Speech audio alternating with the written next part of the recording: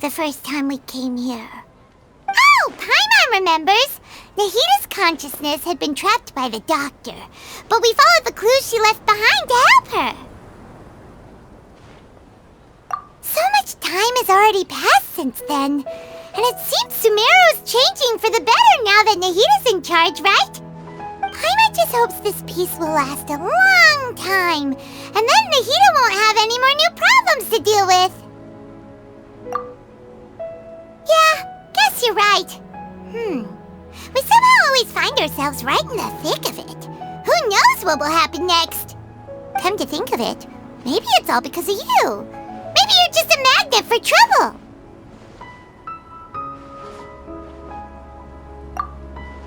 Huh? Me? Before Paimon ran into you, Paimon never ran into any trouble. At most, when she was super tired, Paimon got caught in some strange whirlpool and sucked out into sea. And even then, you fished Paimon out! Anyway, for Nahita's sake, maybe we should think about heading to our next destination for now. Ah, look who it is. Running into you in a place like this? I can see you two still love wandering around. Oh, it's Dia! Since when are we just wandering around? We're usually taking care of some serious business. Even though it may have nothing to do with our journey. But never mind that. What brings you here? I just finished a commission in the desert for a usual client of mine. Nothing too interesting. Just escorting a shipment of goods. I'm on my way to report back. That's when I saw you two all the way over there, chatting away. What were you two talking about anyway? Huh? You serious? Can't say I saw that coming. But you are travelers after all. I guess you'd never stay for too long in one place. Bumping into you like this will become a rarity. I'm starting to feel sad just thinking about it. Hey, how about I gather a few mercs to escort you two? What do you say? Thanks, but no need.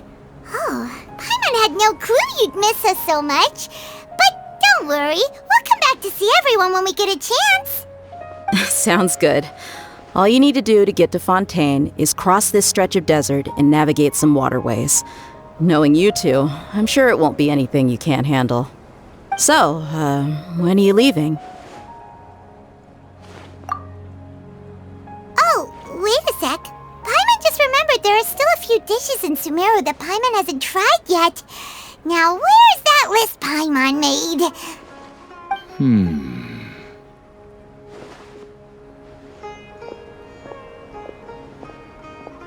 I see. Guess you won't be needing a going-away party or anything. It's sad enough to see you go like this. Though, now that I think about it, Sumeru wouldn't be what it is today without you. Seems true heroes always prefer leaving quietly. By the way, should we go say bye to Nahita? Oh, good point. Then there's no need to bother her in the real world. Then, I guess this is goodbye for now, Traveler in Paimon.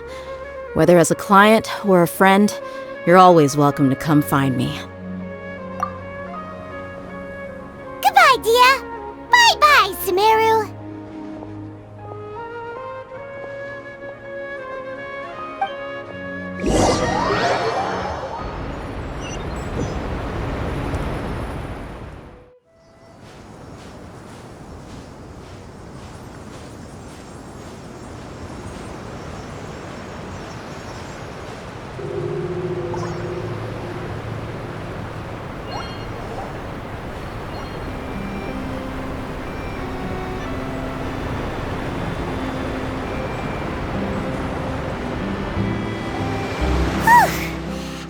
All that sand and water, we finally made it! Oh, this must be Fontaine's port! Wow! Everything looks so advanced in Fontaine! Paimon's heard that the industry here is extremely developed, and there are all kinds of unusual machines! Just seeing the sights as a tourist is nice, but maybe it would be better if we found something to do! What do you think? Good idea! Nahita gave us loads of useful information. Seeking out the Seven is probably still our best source for information at this point. Yeah, the more we can learn, the better. So, what do you think the Hydro Archon's like? Will we get along?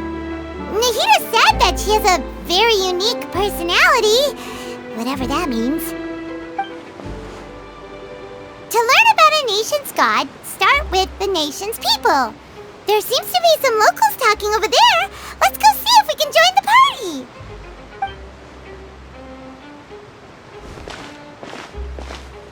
If you ask me, it's a tragedy how things ended for him. Clearly, he was a pretty decent person. Yeah, I didn't expect that kind of ending for him. I thought he would at least fight on a little longer for his family. I was expecting a sudden plot twist, but it's a pity that it never happened. Still, his story is quite the tearjerker.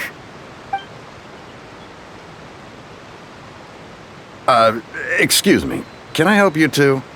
I couldn't help but notice you standing here listening. Hi. We're travelers new to Fontaine, and we had something we wanted to ask, but you seemed to be really busy talking about some kind of play, so we didn't want to interrupt. Play? Oh, no. We're talking about something that really happened. In fact, it's a case that was just heard a few days ago. Really? Like, a real trial? But the way you were talking about it and the words you used just now made it sound like some kind of story. Well, good tales are often based on true stories, aren't they? And what you see in reality may also be someone deliberately putting on an act while harboring ulterior motives. Whether something is true or not simply isn't that important. The main thing is whether the story being acted out on the stage is splendid enough. Oh, but it looks like you're not from around here. You probably don't know that the Fontaine Court of Justice is called the Opera Epiclese, or more commonly known as just the Opera House. But, shouldn't court cases be treated a little more seriously than that? Not to question Fontaine's way of doing things, it's just that putting someone on trial is usually a very serious thing. No worries. Other visitors to Fontaine have wondered the same thing. You could say that we just don't want to waste the moving stories behind those cases. And as for your worries about whether the cases are treated with due reverence, we have the absolutely just and honorable Chief Justice Neuvillette, as well as the Oratrice Mécanique d'Analyse Cardinal, a machine created by the Archon. Between the machine and the Chief Justice, false charges and injustice are a thing of the past now. Oratrice? Is it some kind of machine, too? Oh, Paimon's curious. We should check it out if we get the chance. Wait, Paimon almost forgot to ask you our question. Do you know what we should do if we want to meet the Hydro Archon? Oh, that's easy. Just go to the Opera House. Lady Farina practically lives there. You could definitely say it's her biggest passion. I think what they mean is that they wish to speak with the Archon personally. In that case, I'm afraid it's going to be a tad more difficult. You'll have to make an appointment well in advance, and it'll depend on whether or not she has any time slots available. Huh. Is the Hydro Archon super busy taking care of official stuff? Wait, didn't you say that she's always at the Opera House? No. Lady Farina seldom takes an interest with the nation's affairs. The reason it's difficult to make an appointment is simply because she's incredibly popular. That's right. After all, she is the Archon. Though she may tend to get a little dramatic from time to time, people can't get enough of her. Huh. First time Paimon's ever heard of an Archon being described that way before. Wait! Paimon gets now! The Hydro Archon is kinda like a big celebrity here, right? Yeah, I suppose you could say that.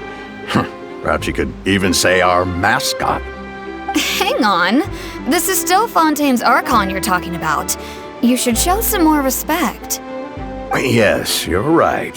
I guess I should at least try to be a little more respectful in front of visitors. Otherwise, I might get arrested and find myself face to face with Monsieur Neuvillette.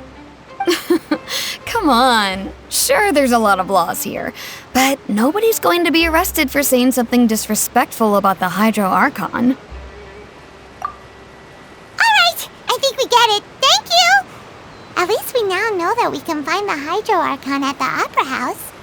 But who knows how long making an appointment will take? Guess we could have a look around the city in the meantime. Hey! What are you looking over there for?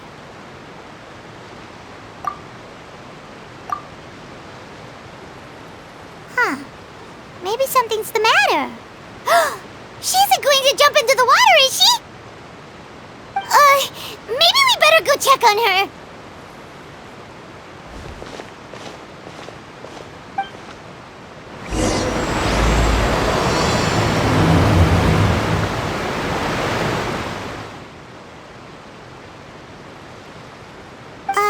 Hello there. Excuse me. Are you alright? Huh? I'm fine. Thanks. Oh, okay then. We just noticed that you seem to be worried about something. About many things, actually.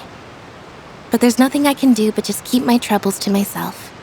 I was just reminiscing about a place my brother and I would play when we were kids. It was just atop that hill over there. See? You're pointing at the sea. Wait, are you saying that you and your brother lived in the water? No, people call the waters around Fontaine a sea. It's actually just an inland lake that's filled with fresh water. And no, I can still see that hill clearly in my memories. Now, it's been completely submerged. He would skip and jump, tossing sand in the wind. The sun shone brightly, and the air was filled with the scent of the sea. But now, the water is gradually swallowing our memories. It won't be long before it swallows us. Sorry. Paimon doesn't really get what you mean. I don't believe we've had the pleasure of meeting. Are you Lynette's new friends? Oh, and you are? Thanks for looking after my sister. She often comes here to reminisce about our childhood, that's all. There's no need for any concern. Allow me to introduce myself. I'm Linny, and this is my sister Lynette. If I had to guess, I'd say you must be travelers from abroad. Nice to meet you. Paimon is Paimon, and this is the Traveler. We just arrived in Fontaine. We were just talking with your sister. Even though we didn't really get what she was saying. I see. It's unusual for Lynette to be so willing to talk with anyone. In fact, she seldom speaks at all. I'm usually the only one she ever talks to. Oh, really? Then you two are just like us! Paimon's always the one talking for some reason.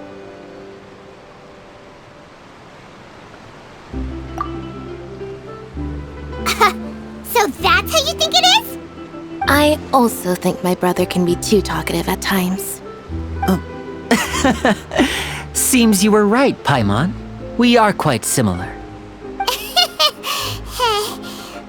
So, what did Lynette mean just now when she said that the water is engulfing your memories, and that it won't be long before it engulfs you too? Oh, that. It's from a prophecy that's been circulating in Fontaine for some time now. Well, I suppose prophecy isn't exactly the right word, because that implies a certain amount of uncertainty. There's no doubt about what's happening in Fontaine now. Where to begin? Let's put that question on hold for a moment. We still haven't formally greeted each other yet, have we? Did all the introductions earlier not count? Hello, Traveler.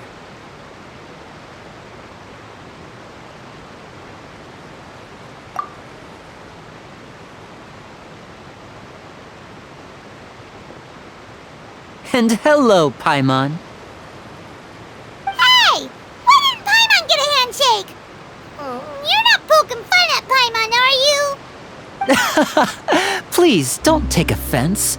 Just consider it a sort of etiquette we have here in Fontaine when making new friends. You should remember it. It might prove useful. Oh, alright then. Well, Paimon's just happy to have a local friend now. By the way, we were just getting ready to go to the Opera House to meet the Hydro Archon. Would you be able to show us the way? So you're going to see Lady Farina? No problem at all. In fact, I was planning to go to the Opera House later myself. I'll gladly take you once I finish things here. Please follow me.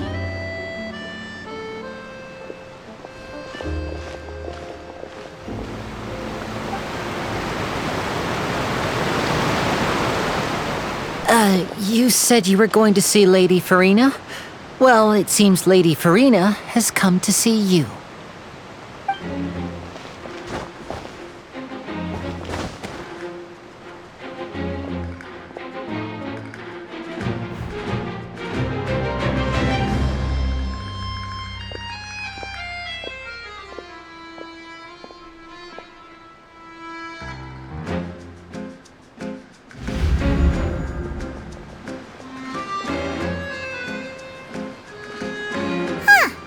So, she's the Hydro Archon?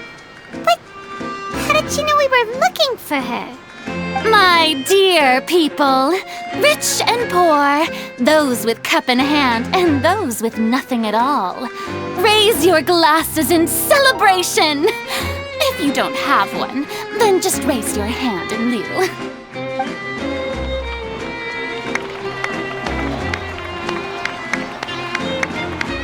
As you can all see, 2 unfamiliar travelers have arrived in our nation.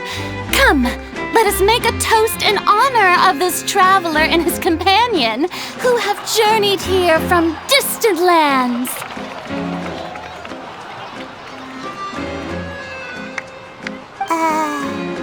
Is she talking about us?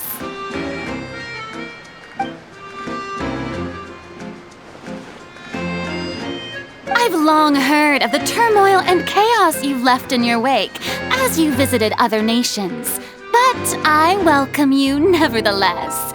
No, I have come to receive you personally. Fear is for insignificant cowards. I am a god, and I will never entertain the notion of such meaningless wariness. You can be rest assured, I see clearly your sincerity. Of course, seeking an audience with me is the most sensible thing to do. It will allow you to truly behold my power and witness my authority. Intelligent people always gather under the correct banner. I, Focalor, hereby welcome you to the nation of Hydro and acknowledge the value and significance of your trip. Now, you may rejoice in this.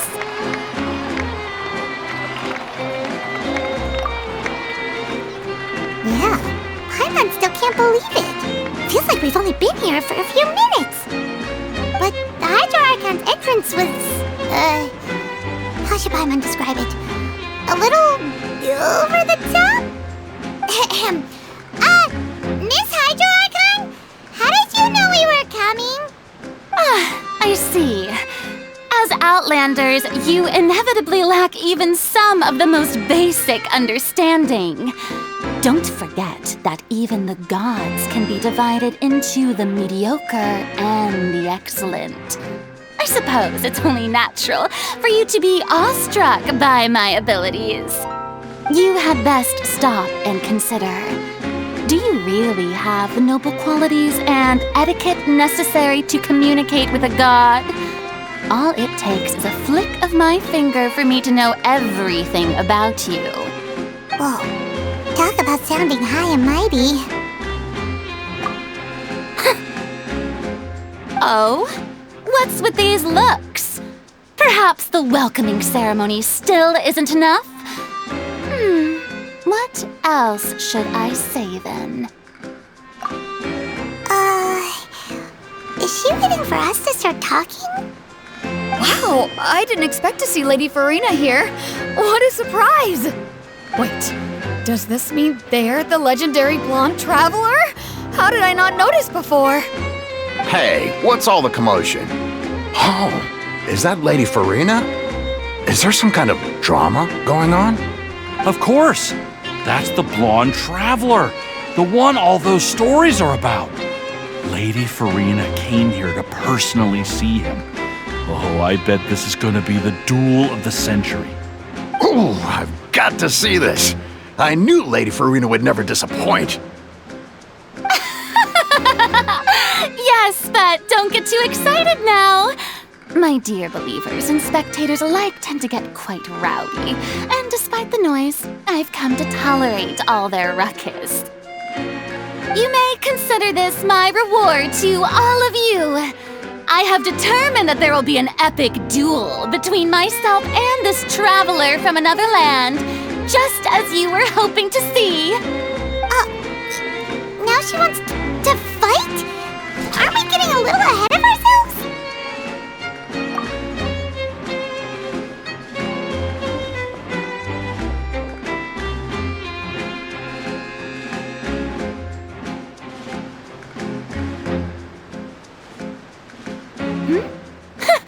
Are you not afraid? Might I remind you that this is a duel against the divine? What are you trying to do, traveler?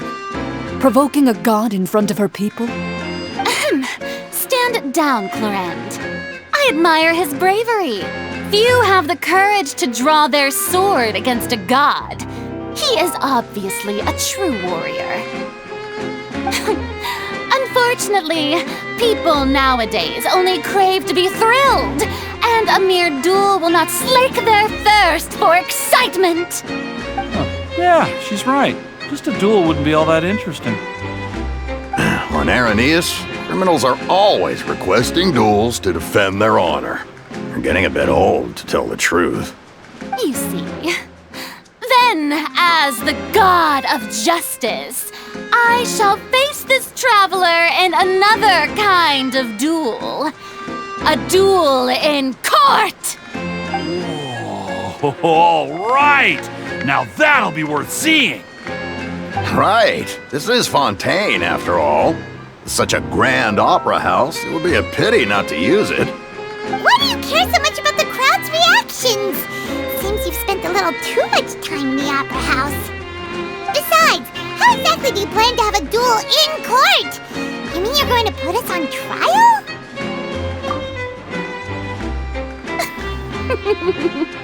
Oh, we have reason to put you on trial.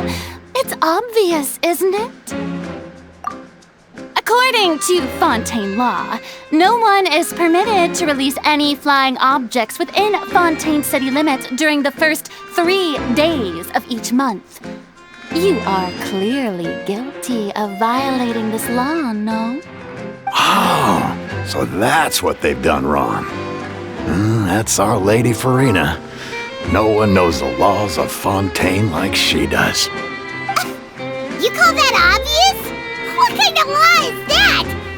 Wait, flying object? You mean Paimon? Precisely! Now, if you two have no objections, then in the name of the Hydro Archon, I order your arrest. My apologies, Lady Farina. I don't mean to spoil the fun. But if you would allow me to interject, I don't think that Paimon here meets the definition of a flying object. You tell her, Linny! Finally someone who's not crazy. How could anyone call Paimon a flying object?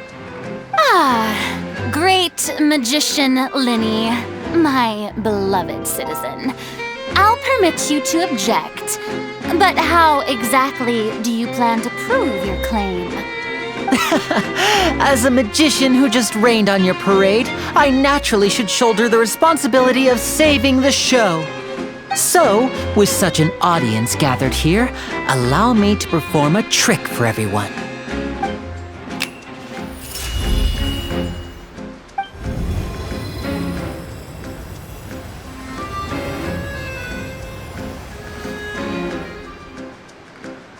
Ta-da! What's that on Paimon's back? Hey, when did you do that?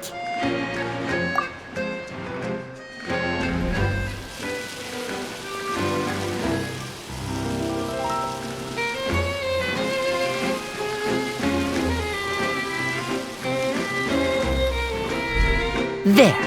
As you can all clearly see, Paimon should be classified as, well, something like a balloon. This rope has been in the traveler's hand all along.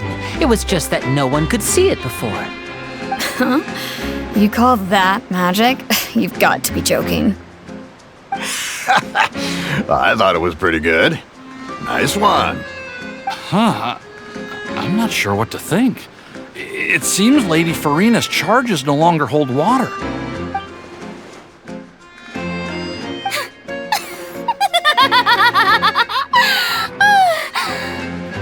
Amusing. Very amusing, Linny. Just the sort of unexpected twist that I enjoy. With you here, today's performance can finally be called complete. Performance? You see all this as a performance? In which case, consider the matter of your trial resolved. The god of justice will not bring charges against an innocent person. But when there are valid grounds, I will not only judge travelers from abroad, but even the gods of other lands. I look forward to seeing your upcoming performance at the Opera House, Mr. Linny and Miss Lynette. That's enough for now. Toodaloo!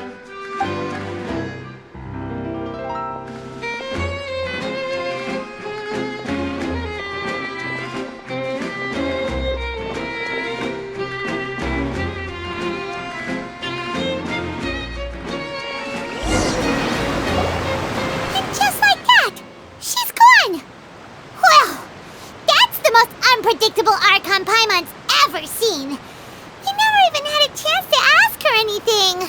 But that's a problem for future Paimon. That whole scene just now was really...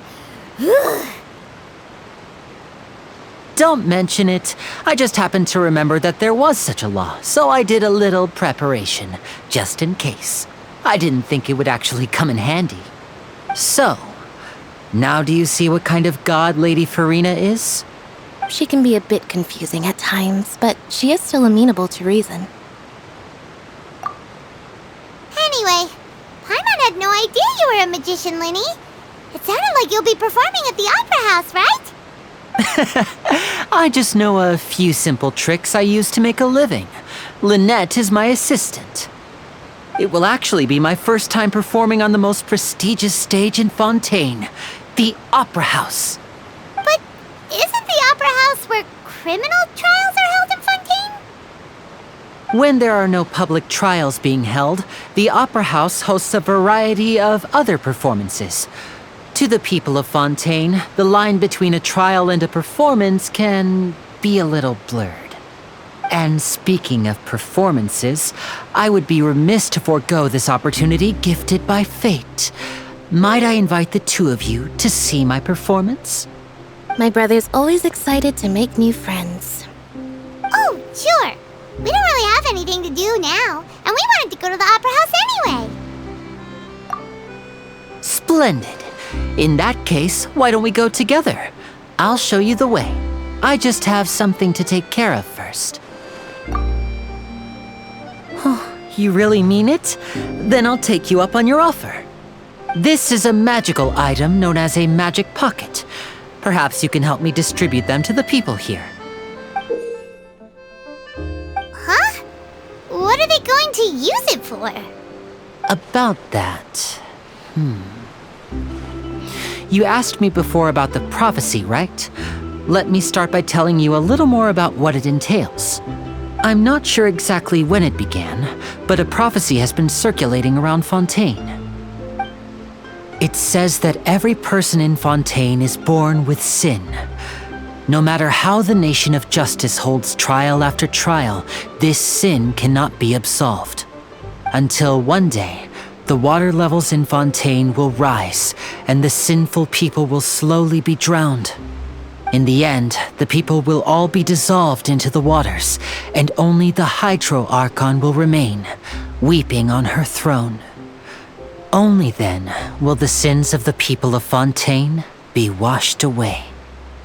That sounds pretty gloomy. Why are people in Fontaine born with sin?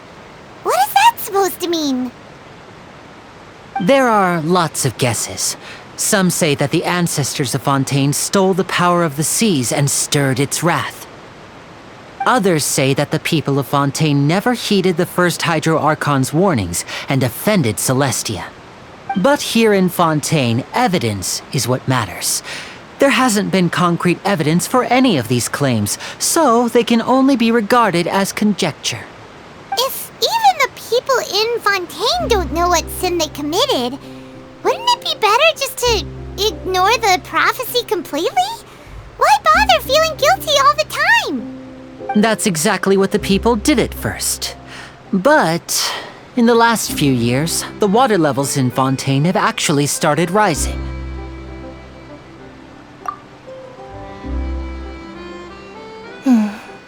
Many places have already been completely submerged, and now lie beneath the sea.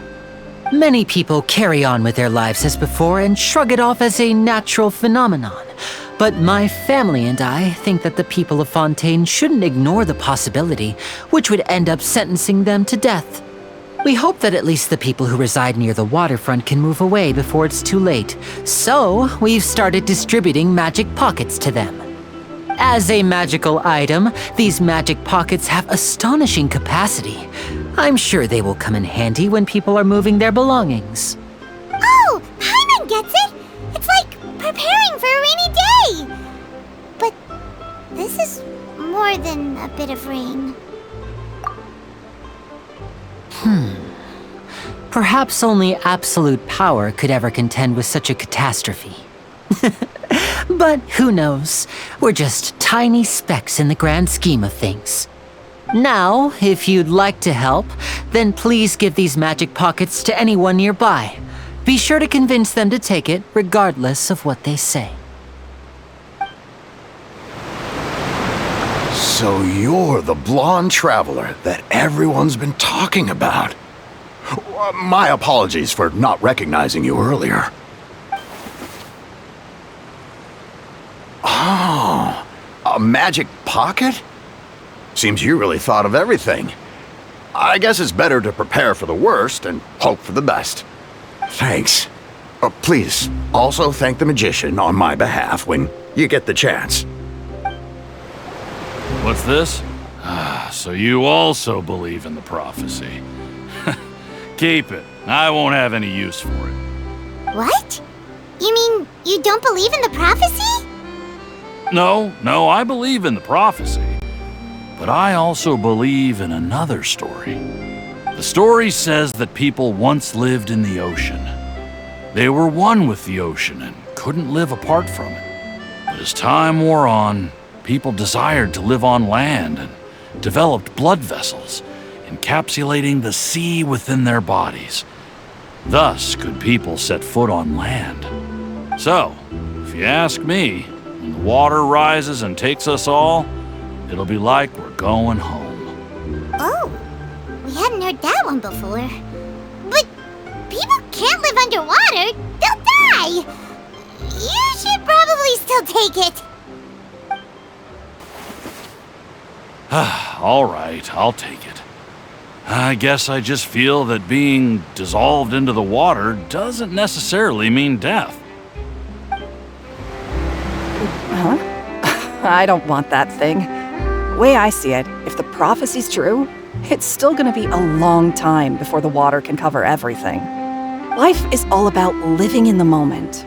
What use is there in worrying about the future all the time? We'll cross that bridge when we get to it. You should still take it. You never know when it'll come in handy. Oh, all right, fine. Thanks.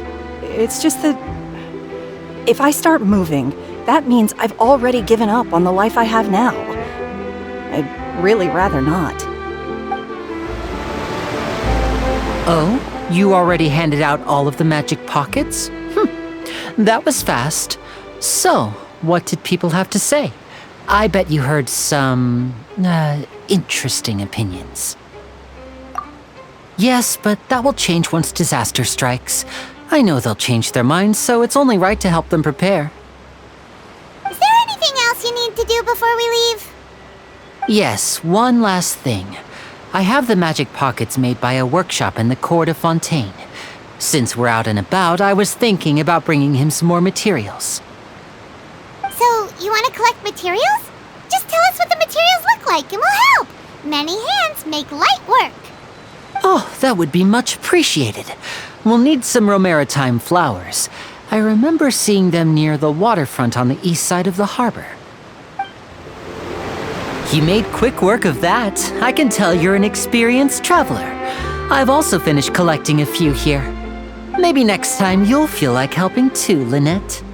No way. I'm in power-saving mode today. Otherwise, I fear I may not have any energy left for the performance at the Opera House. Fine. Though the performance is still a long way off. Now that we're finished here, we should get ready to head back to the Court of Fontaine. So, we're going to the Court of Fontaine before we head to the Opera House? Good. Paimon wants a tour of Fontaine's largest city and try...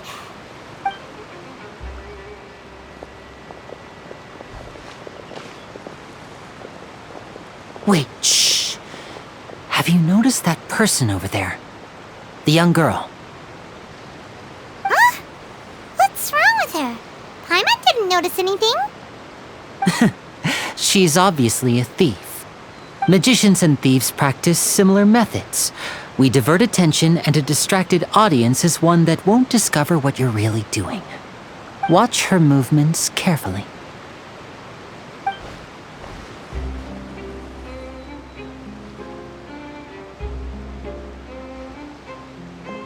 Oh, he's right!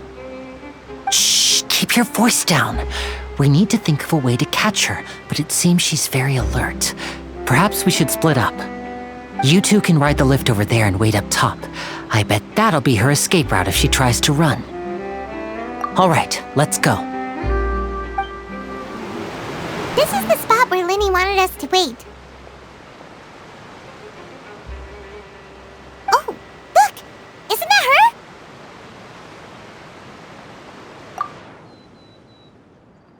Oh no! Did she notice us? She started running the other direction! What should we do? Should we chase her? You're right. She might also be trying to lure us away.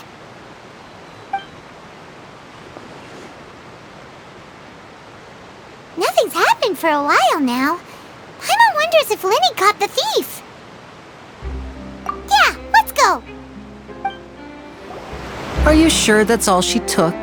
You should check to make sure you're not missing anything else. No, that was all. Oh, I can't thank you enough. I didn't notice a thing earlier. Anyway, I should be going now. Thanks again. Oh, were you returning what the thief had stolen? That's right. Pity I wasn't able to catch her. She distracted me by dropping the thing she stole on the ground. By the time I looked back, she was already gone. I saw the general direction she went, but Linny twisted his ankle, and I needed to make sure he was okay. Oh, did you get hurt, Linny? I'll be all right. It's just a twisted ankle, that's all. In fact, it's feeling better already. If you want to play at being a hero, at least try not to get hurt doing it. Imagine what would happen if you managed to derail our performance as a result. You're right. Sorry, Lynette. I have to admit that the thief was even more skilled than I had anticipated. But at least we were able to get the stolen items back, so it wasn't a complete failure. What a slippery little thief! Guess things turned out all right in the end, though. Linny's initiative paid off! All right, let's put this little detour behind us. We should go to the Court of Fontaine now.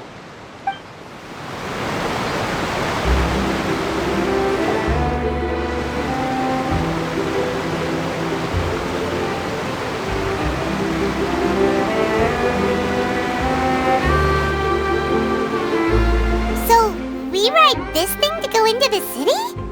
What an ingenious way to get around! People in Fontaine really know how to use water! This is an aqua bus. It allows people to travel between several key locations around Fontaine. It's pretty convenient, but the ride can become a little dull after a while. The scenery is always the same. That's why it's better to travel with friends.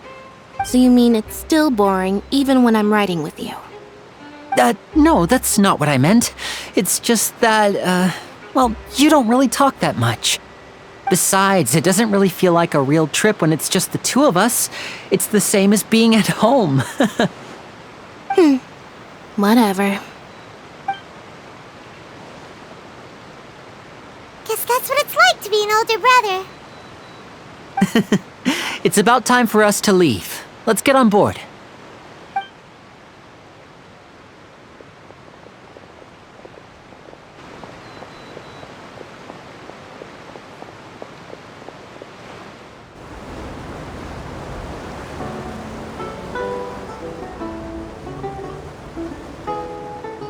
Huh?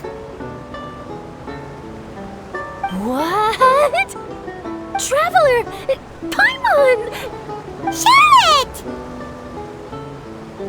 Oh, I'd never guessed I'd bump into you while riding the Aquabus. In the story of my life, this is big news. What are you doing in Fontaine? I didn't hear anything about you paying us a visit. Yeah, it's quite the coincidence, but as travelers, we're always on the move. It's not surprising that nobody knew we were coming. Though we still have no idea how the Hydro Archon knew about us. Oh, let Paimon introduce you to our new friends! Oh, no need for introductions, Paimon. I would recognize the great magician Linny and his assistant Lynette anywhere. I wouldn't be much of a reporter if I didn't know who they were. It's a pleasure to meet you. I'm Charlotte, a reporter for the Steambird. Nice to meet you. From the Steambird, huh? We've often relied on your paper to promote our performances. It's an honor to meet you. Now that everyone knows each other, Fontaine suddenly doesn't feel like such an unfamiliar place. So, what have you been up to lately, Charlotte? Any big news? Not too much. When there isn't any breaking news, I mainly cover the trials at the Opera House. You can still manage to keep readers' attention as long as you tell things from a clever enough angle, even if it's the same old topics. For example, reporting on how a scammer once deceived vulnerable girls into relationships, or how a financial criminal was once so poor that they ate a single piece of bread for 5 days. Ah, you're right. Seems you know me pretty well. What I'm really after is exclusive, sensational news pieces that could shake the country. These smaller stories are a waste of my talents. Oh, I just remembered. I've been following a case lately. Well, a series of cases, actually. You mean the serial disappearances of young women case? That's right! These stories are the talk of the town right now, and it's probably the most mysterious case we've ever seen. If I'm the first with a draft ready to publish when the case is finally cracked, and it's the headline story in the Steambird, oh, when that happens, I bet all the other reporters will shed tears of envy. I've already gathered all kinds of materials. I just can't wait for the truth to be revealed. So, what is the serial disappearances of young women case? You mean the culprit hasn't been found? That's right. The first missing girl case happened almost 20 years ago. And ever since, after a period of time, another girl disappears. What the cases have in common is that the girls are all of a similar age, and that they've all vanished without a trace. But the scariest part is that to this day, none of the girls have ever been found. Many suspects have been arrested over the years in connection with this case, but shortly after each arrest, another disappearance would always happen. Yes, it's possible. But either way, I believe that every case has some precise truth behind it, waiting to be exposed. Yes, I agree. And at the very least, the family of those missing girls deserves some sort of explanation. I just imagined for a second what I would do if Lynette were to suddenly disappear. I'd pay any price to get her back, and then find a way to track down the culprit. Please don't imagine that, Linny.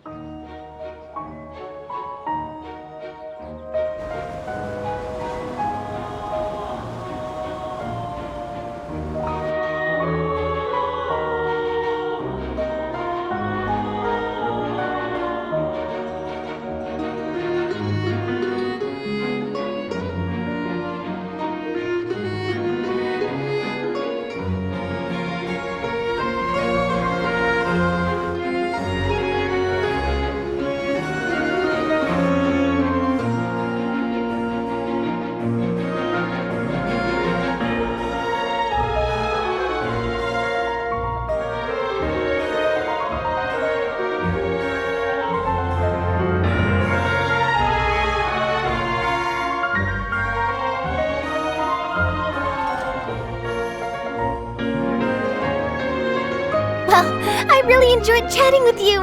Life should be full of pleasant little surprises like this. Yeah, us as well.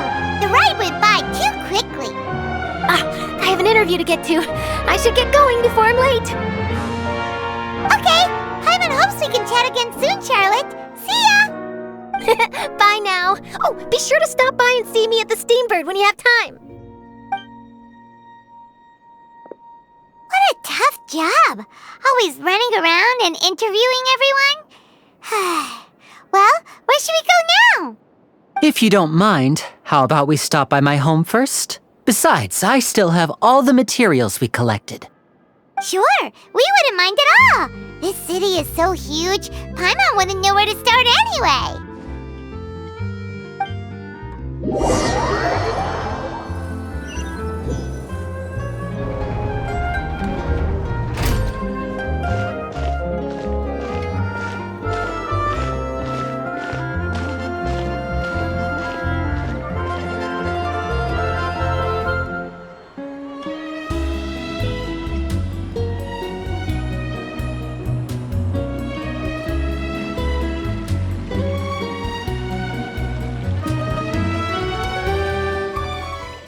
This is our current abode.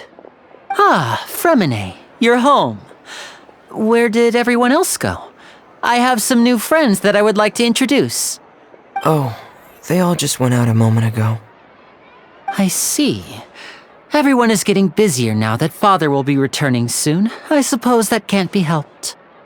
Allow me to introduce you to my little brother, Fremine. He is a phenomenal diver. Hello. Nice to meet you. Paimon is Paimon, and this is the Traveler. Oh, you sound very proud to have a diver as a brother, Linny. Linny, could you come here for a moment? What is it, Fremine? Do you have something to tell me?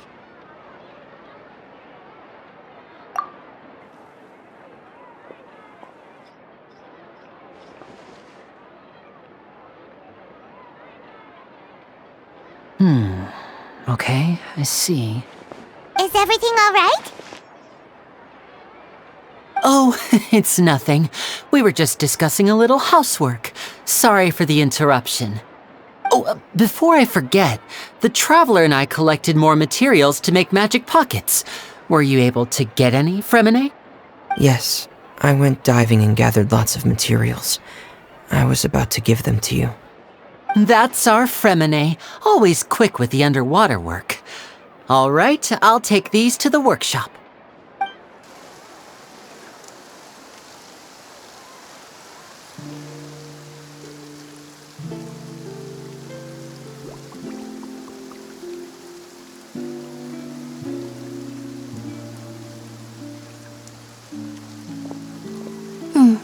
Looks like rain. Oh, you're right. But wasn't it clear and sunny just a moment ago? Fontaine's weather sure is weird. I'm afraid that's just how it is here. It often rains on days where there are trials being held in the Opera House, but don't worry, it'll clear up soon enough. What's wrong, Fremine? There's a legend about the rain that I tend to believe. It's said that a dragon of water once resided in Fontaine. Though we don't know where the dragon went, every time it weeps, the skies will cloud up and pour out rain. When I was a child, my mother told me that if I wanted to go outside and play, I should yell toward the sky at the top of my lungs.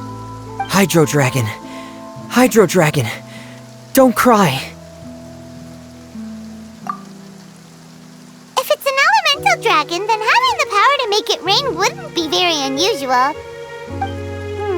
Let Paimon try something. Hydro Dragon, don't cry!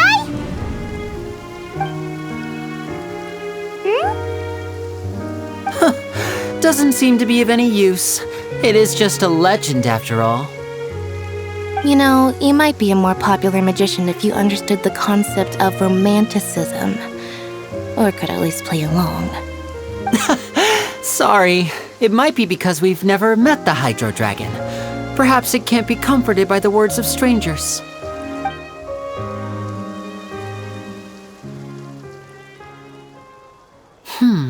It rained for longer than I suspected. Oh, it's already getting late. Was there something you needed to do, Linny? Yeah, some preparations for the show at the Opera House. I need to find a way to catch the last aqua bus of the day. On the day of the performance, just ride the aqua bus to the island of Araneus. I'll have Lynette meet you at the fountain in front of the Opera House. Oh, are you leaving now? What is it, Fremine? I'm in a hurry. Oh, I get it. You feel nervous delivering the materials for the magic pockets, is that it? Perhaps we could trouble the Traveler to help us take these materials to the Beaumont workshop and deliver them to the owner there? I'm afraid that Fremine can be quite introverted, and the boss there tends to be pretty talkative. Fremine has always been a little afraid of her. No trouble at all! Don't worry, we're on the case! Sorry for the inconvenience. I'm quite useless when it comes to such tasks. I'll think of a way to make it up to you. Oh, no need! This'll be a walk in the park for us!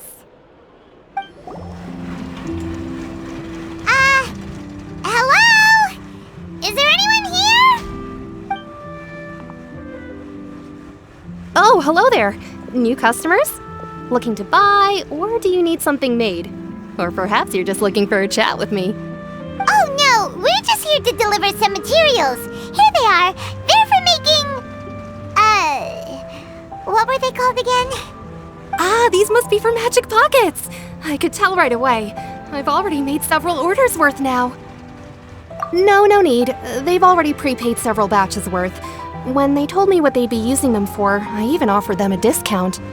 But they insisted on paying the full amount, saying that I had a business to run. It seems both their hearts and their pockets are made of gold. Whoa! So, is Linny actually loaded? I can't say for sure, but who knows? Maybe there's good money to be made being a magician in Fontaine. Hey! Is this machine what you use to make stuff here? It looks really advanced. Why use your hands when a machine can do the work? It would be a waste not to use the latest technology, and wasting is a kind of crime.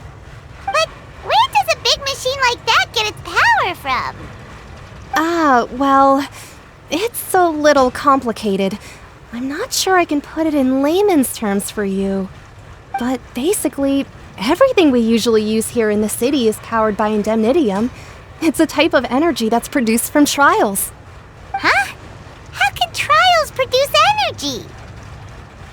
Well, I'm not completely sure of all the details myself, but basically, when a trial is in session, the Oratrice Mécanique d'Analyse Cardinale harvests people's belief in justice and converts it into energy to be used all around Fontaine.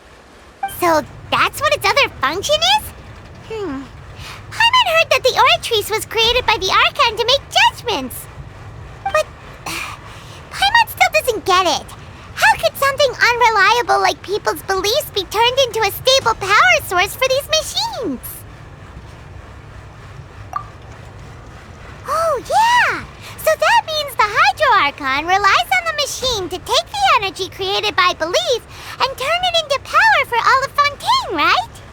Even though I've never heard anyone really put it that way before, it sounds like it makes sense. Besides indemnitium, we have another type of energy called pneumosia. It isn't produced by the power of the Archon, but it is unstable by nature. Even now, it still cannot be widely used by civilians. I thought I'd find you hard at work, but here you are chatting the day away.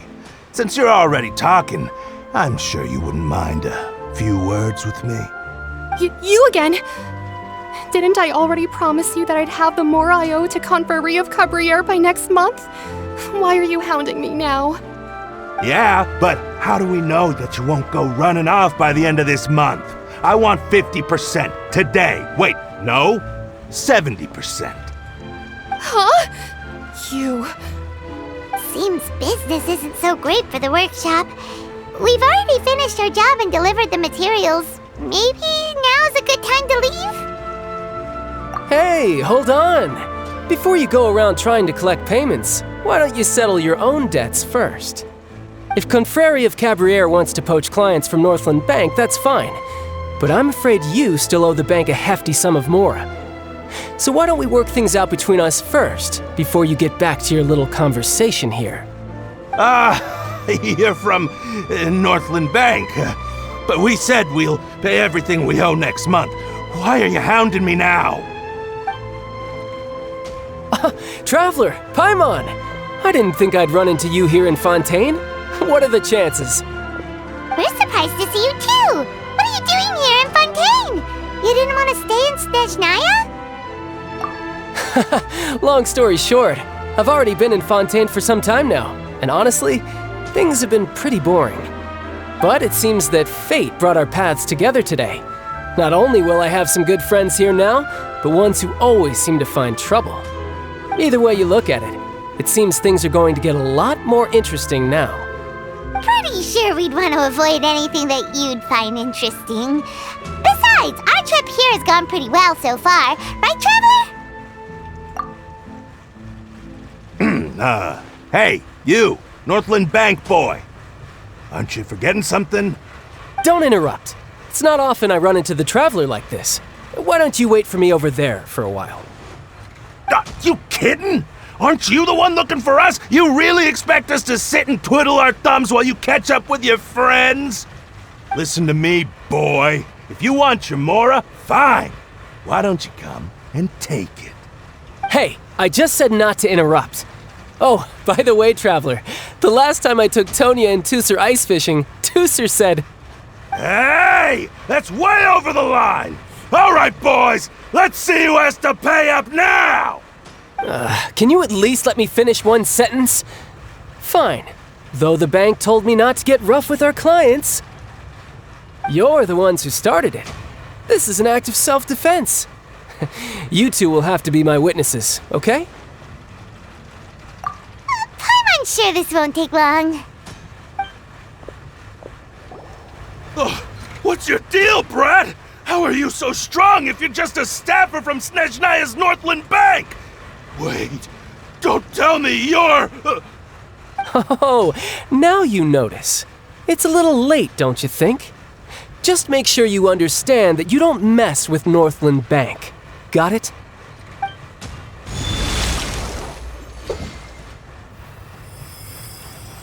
Huh? Now's my chance!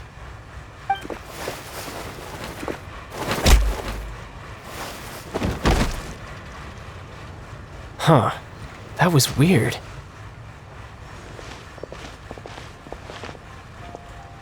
I'm not sure.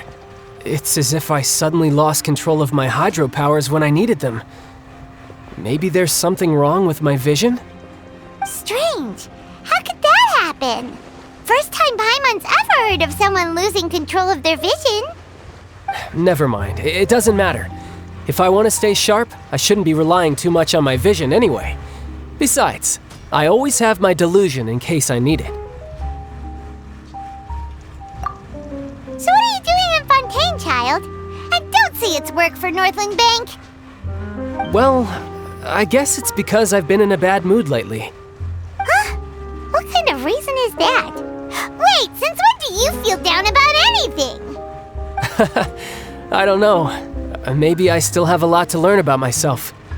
But recently, there seems to be some sort of restless power stirring inside of me. And I don't know why, but every now and then I feel like I'm in a terrible mood. Maybe you losing control of your vision just now is connected with that power you're feeling inside. That is a possibility. I can't remember if I ever mentioned it before, but when I was 14, I fell into some unknown abyss. It was during that time I learned nearly all of my abilities. The one who took me under her wing and taught me was named Skirk. She was always quiet and very mysterious. Nobody knew where she came from or what she had been through, and she was always very strict when teaching me combat techniques. One time, I asked her why she was willing to take me on as an apprentice. From what I could make of her answer, it was because I had awakened it, and traces of it remained on me. She said that all my combat training would be useful in the future. But what is it? What did you awaken? She never explained that. But my guess is that it's related to a dream I saw when I had just fallen into that abyss. In my dream, I was in the deepest depths of the sea, and the boundless seabed was all around me. But in front of me appeared a whale that was so massive, I felt like I couldn't breathe. A whale? Oh, that sounds familiar! When we fought against you before, you summoned a huge whale that seemed to leap at us. Is that the one? That's just an abstract form of a whale that I create using my elemental powers. It takes that shape because the scene I dreamt of the whale has always been stuck in my mind. I'll never forget it. So you used the whale as inspiration for one of your moves? Huh. Seems a little twisted to Paimon. So why don't you just go ask your master? Maybe she knows the answer. You make it sound so easy. Ever since the incident I experienced there, I've never stopped searching for Master Skirk and that unknown abyss. But it's been years now, and I've still found nothing. There isn't even a trace of the place where I remember falling into the abyss. Oh, it sounds like some kind of ghost story. Yeah, I'm out of leads at this point, but there's nothing more I can do. It seems that strange encounters in this world tend to be elusive like that. Oh, seems the time really flies when I'm talking with you. I just remembered I have somewhere else I need to be, so I should get going. What? More work for the Northland Bank? No, it's more of a personal appointment. Lately, I've been sparring with some of Fontaine's official champion duelists whenever I'm feeling bored. Official champion duelists? You mean it's their job to duel? Yep, in Fontaine, before a criminal goes to court, they're given one chance to defend their honor by requesting a duel with an official champion duelist. The champion duelists are all-powerful fighters selected from among the nation's best, and the duel itself is a no-holds-barred fight with no specified stopping point. So engaging in such a duel is regarded as a symbol of defending your honor. If a criminal manages to win the duel, they'll be acquitted, but if they lose, they'll have no choice but to stand trial. And the worst-case scenario is that you're simply killed in the duel. Though it's rumored that Fontaine has a death penalty, from what I can tell, no one has ever been officially sentenced to death. So really, the only people who opt to duel are those who have suffered a grave injustice in being accused, or those who greatly value their honor. Otherwise, why gamble with your life? So, do many people actually get out of their trials by winning the duel? Apparently, it's exceedingly rare for anyone to actually win. Fontaine probably enacted this system as a way to show that the nation respects the honor of its citizens. Besides, none of the champion duelists are to be trifled with, which is exactly why I was itching to face them as soon as I got to Fontaine. Apparently, the one I'm meeting today, Clorinde, is the strongest of the champion duelists. I had been asking her for some time before she finally agreed to face me today. Well, that's child for ya. Paimon feels like we heard that name somewhere before. Clorinde. Huh. Oh, before I forget, I want you to have this. Huh? Your vision? You're seriously just giving it away? I'm just worried that it could become uncontrollable again. I'd be pretty upset if it got in the way of my duel, so I think I'll be better off without it for now. Besides, I just need you to hold on to it for a short while. I'll come retrieve it when I have some time later. Paimon knows what you're up to. You just want an excuse to come talk to us again, don't you? Whatever gave you that idea? I'll be in touch later.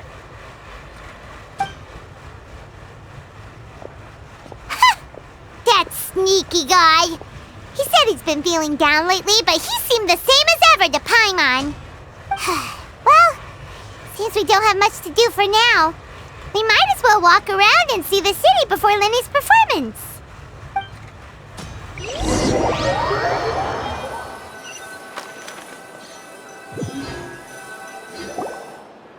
Wow! literally around for most of the story was the murderer all along! Sorry. Paimon was just surprised, that's all. Whew. Paimon never saw that twist coming. The murder mystery novels here are amazing! The whodunits here in Fontaine are a lot different than the light novels you see from Yai Publishing House. Both have their merits, but Paimon thinks this style of novels are more, well, novel. It's so exciting to reach the moment when the mystery is uncovered, especially in the one Paimon was just reading. You should buy a copy and read it too. Oh, sorry about that. Paimon will be more careful next time. Hey, shouldn't we be heading to the Opera House to see Linny's performance soon? It's almost time for the show to start, so we should get going. Whoa, now this is fancy! The Opera.IV. What a place to hold a performance! No wonder Linny and Lynette were looking forward to it. Huh, looks like there's a lot of people standing around the fountain up ahead. Oh, Archon, please bless us with a bright and healthy child. We pray. I don't know why you always feel the need to ask so much. I'll be happy as long as our child is healthy and lives a peaceful life. I guess if they're our kid, then there's no doubt they'll turn out smart. Maybe this is one of the customs in Fontaine. There sure are a lot of couples here. Vache. What's wrong? Vache. Vache. No, Paimon didn't say anything. Are you hearing things? Welcome to the Fountain of Lucine. All the water flowing through Fontaine converges here. It's customary for newlyweds to come here and wish for children. Ah! Lynette! You scared Paimon! When did you get here? Lenny asked me to wait here for you, remember? Right. What do you mean? There are a lot of people here right now. Hey, you're not trying to scare Paimon, are you? Besides, it's the middle of the day. It's not the time for eerie things. I see. I might be able to tell you something that could help explain the voice you heard. In fact, you might not be imagining things at all. I suspect that what you heard is a result of your hypersensitivity to the hydro element. Others in my family have had similar experiences. It's because of his sensitivity to the hydro element? But what would hearing a voice have to do with elemental power? When do you cry, Paimon? Wait, what? What does that have to do with anything? Just answer me. When do you cry? When Paimon's really sad? Oh, and when Paimon's super happy. Oh, and also when Paimon's really, really scared. Then you should understand that tears contain your most intense emotions. Like I just mentioned, the Fountain of Lucine is where all the flowing water in Fontaine converges. Even the tears that fall to the ground will eventually gather here. So maybe what you heard was the intense emotion coming from someone's tears.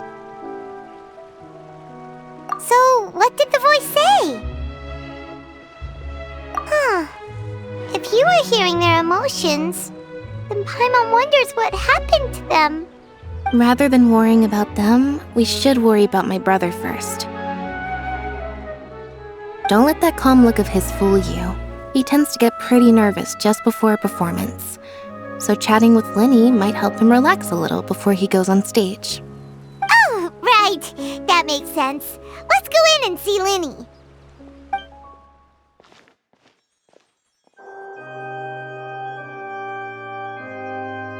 Traveler and Paimon, good to see you. I knew you two would come. Are you kidding? We wouldn't miss it for the world. We've been looking forward to it. I can tell, judging by how early you've arrived. But you're actually right on time. The audience still hasn't started entering the venue yet, which means now is the perfect chance for us to take you to the best seats in the house. Wait just a moment, I'll fetch the tickets.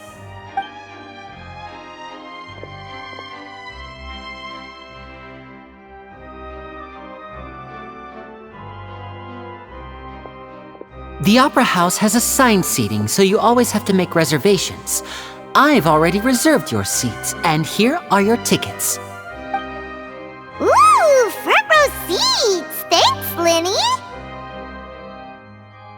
Don't mention it. There's no need to keep thanking me. Hey, Linny! Could you come over here and take a look at this? Oh, I'll be right there.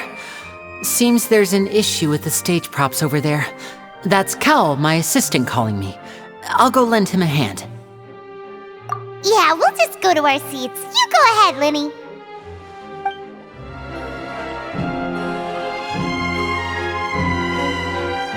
Oh, these should be our seats. Come on, let's sit down.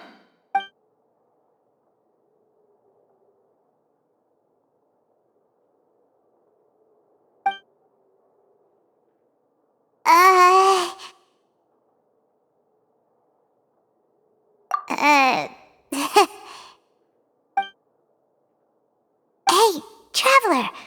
Maybe we should strike up a conversation with the person next to us. Since we're sitting together and the rest of the place is practically empty still, it's kinda awkward if we don't say anything. Oh, you little... Of course you put this on Paimon. Excuse me, I did not realize you felt awkward. I am terribly sorry. I would be perfectly happy to chat with you if that is what you would like. So you heard all of that, did ya? Boy, you sure have good ears. Paimon thought she was keeping her voice down. Wait, that's not it. Paimon's... Sorry. Paimon's the one who was being rude, talking under her breath like that. So, let's talk, but, what should we talk about? Oh, Paimon's got it. You're also here early and sitting in the front. Are you a friend of Linny's too? A friend, you say? Well, if Mr. Linny would like to be my friend, I would be more than happy to reciprocate. Oh, so you're not friends with Linny then? Oh, this is getting more awkward by the second. Paimon nearly forgot to make her introduction. Nice to meet you. Paimon is Paimon, and this is the Traveler. We just arrived in Fontaine. It is an honor to meet you two. I have heard of your deeds across Teyvat. And as required by proper etiquette, I will also introduce myself. I am... Oh, Monsieur Neuvillette! What an honor it is to have you here to see my show! Ah, Mr. Linny. I should say it is in fact an honor for me to see your performance in person. Wait, Neuvillette? Could he be... I saw you all chatting just now, but it seems you still don't know who Monsieur Neuvillette is. Allow me to introduce you to Fontaine's Chief Justice. That seat is always reserved for him. It wouldn't be too much to say that he's the symbol of justice and honesty here in Fontaine. Whoa! Sorry for being so rude just now. Paimon had no idea you were such an important person. No offense taken. Being Chief Justice is merely what I do for work. Nearly every person has their usual reserved seat, so I'm not so special, really. And by the way, I should probably let you know, even though I would prefer not to, there's someone sitting up there in the VIP seats that has been striking a pose for quite a while now. I believe she is trying to give you a most elegant and impressive first impression. So I think you should take notice of her sooner rather than later, otherwise she may become flustered.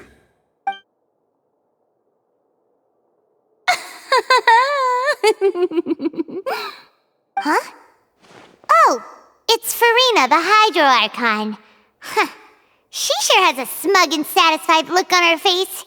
Guess she has no idea that you saw right through her act. Very good. That is for the best. No need to pay her any more attention. We may now enjoy the show. Huh? So is this what things are like between the Chief Justice and the Hydro Archon? All right, please wait just a moment longer. I've pretty much finished my preparations, and the performance will start as soon as the audience has made their way to their seats.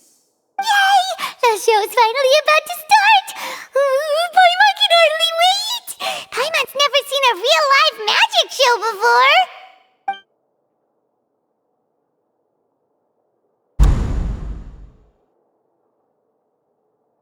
Oh! They're dimming the lights! The show must be starting! Sorry. Paimon will try to stay quiet. Welcome, one and all, to the Opera Epiclese. I am the star of today's show, Linny. And over here is my sister, Lynette, who will be working as my wonderful assistant. Please, let's give her a warm welcome. Hello, everyone. I know she may seem to be a little sleepy right now, but that's just a sign that she's nervous. Whatever. Now, some of you may be thinking, two vision holders who can freely manipulate elemental powers performing magic is not true magic at all. So, I would like to take a moment to assure you that elemental powers will have nothing to do with what you will witness on the stage today.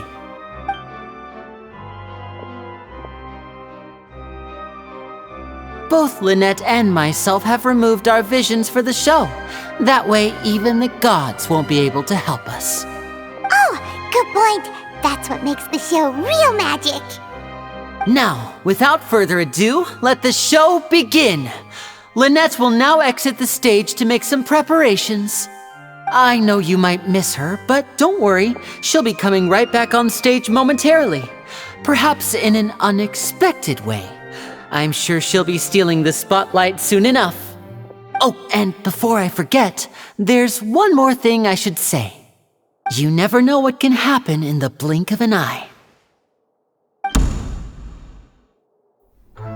A magician's greatest skill is making things disappear or appear. The possibilities are endless.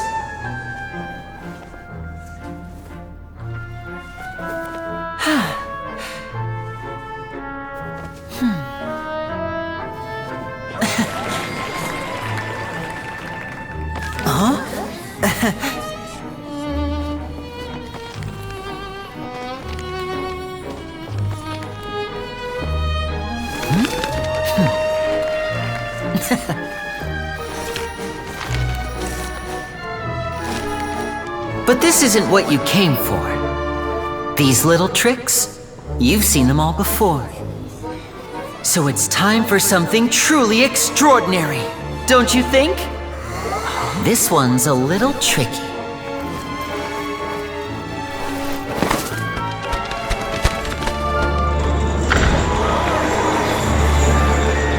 Using this water tank, I shall make my sister vanish completely, right before your very eyes.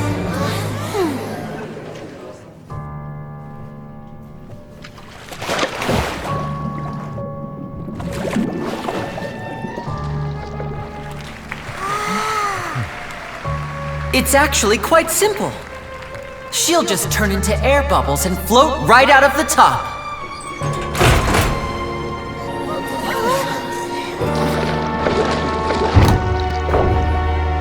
Oh no! I told them to check all the props carefully. With the lid on, even air can't escape. An amateur magician would be getting very nervous right around now. Luckily, it's me on stage, so let me show you what a true virtuoso can do.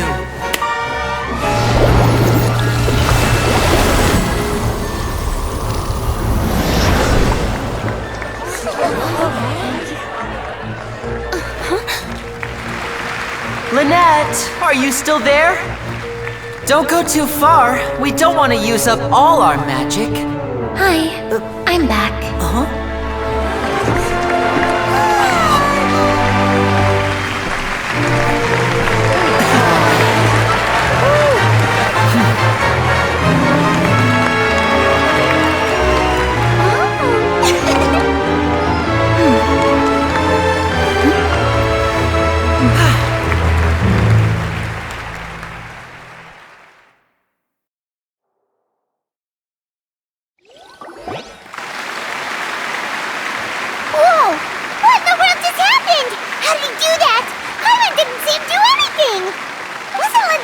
inside the water tank? How did she disappear and then reappear out of nowhere? If we could see easily through his tricks, then that would mean that his skills are still lacking. To appreciate magic, you should focus on the show happening on stage, rather than getting caught up in trying to see that which has been intentionally hidden. Guess you're right. Paimon couldn't believe her eyes when Lynette reappeared. Amazing! Thank you everyone. I'm glad you enjoyed that performance. But our magical journey has only just begun. I've prepared even more astonishing surprises for everyone here. The magic of transformation and disappearance can go far beyond what you've just seen. I'm sure many of you are thinking that escaping the water tank was impressive enough, but Lynette is still my assistant after all. In which case, I have ample time to make all necessary preparations. So, for my next trick, I will require the participation of one lucky audience member. Please, if my assistants could bring out the magical boxes now. There are 2 boxes and only 2 boxes. One is here and one is there in the aisle among the audience. I'm sure many of our clever audience members have already guessed our next magic trick. A swap! Our lucky audience member and I will each enter a magic box. After 1 minute, we will each emerge from the opposite box. Now please, everyone pay very close attention to the box you see here. Don't give me any chance to make a move. Wow! How's he gonna do this? Hey, do you think this is all magic tricks, or does Lenny have actual superpowers? The lucky audience member will be generated by this random number selector. It selects numbers entirely at random. Even I don't know who will be chosen to participate. Now then, let's begin. Let me see. Oh, row 7, seat 3. Congratulations! You now have the chance to experience magic firsthand for an entire minute. Please, come forward. My assistant will take you beside the magic box. I'm sorry, it might be a little cramped inside, but no need to feel nervous. We've carefully arranged everything for you to be as comfortable as possible. You don't need to do anything, but no matter what strange things may happen, don't come out of the box. If the magic is interrupted, who knows where you might end up? You might even find yourself in the Fortress of Meropide. Oh, okay. All right. Before I enter the magic box, there is one more thing I need to ask the audience to do. Could you all give me a countdown? Like this. 60, 59, 58. Just keep counting down. You can go a little faster or slower if you like. I won't be able to see anything in the pitch-black box, so I'll be relying on your voices to know when time is up. Oh, and no tricks now. If you quickly count from 60 in just 30 seconds, then I'll be in a tough spot. Ooh! Paimon kinda wants to count faster after hearing him say that! No, that won't do. I can see it in your eyes. You still can't be trusted. Let's practice together. Come on, repeat after me. 60, 59, 58. 60, 59, 58! That's right, perfect. Keep it going. All right, I'll see you all on the other side once you've finished counting. 54, 53, 52? Why aren't you counting, Nervalette? I am counting in my head. I think things are exciting enough in here as it is. Merely a consequence of my identity and personality. Do not worry about me. Just enjoy the show. Oh, all right. You look so serious that Paimon thought you might be feeling uncomfortable or something. 40, 39, 38! Mr. Linney, are you all right in there? Is everything ready? Yes, I'm fine. I'm just double-checking the direction of the magic. It would be a disaster if we get sent to the wrong places. For example, midair right above the audience. Even though he's saying that, Lenny doesn't seem nervous at all.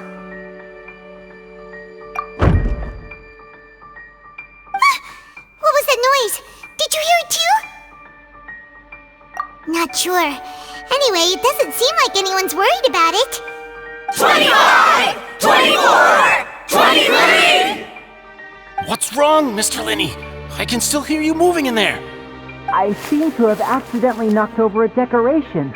I'm trying to fix it, but it's pitch black in here. I can't tell left from right. Never mind the decorations. There's no time for that. The show is what's important. No, that's unacceptable. I want my show to be perfect. Don't worry, we still have 20 seconds. Hear them counting? 19! 18! 17! It seems things aren't quite going as planned. I apologize, everyone. It feels like you're all starting to count faster, but that's alright. I know it can be tiring to do such a long countdown.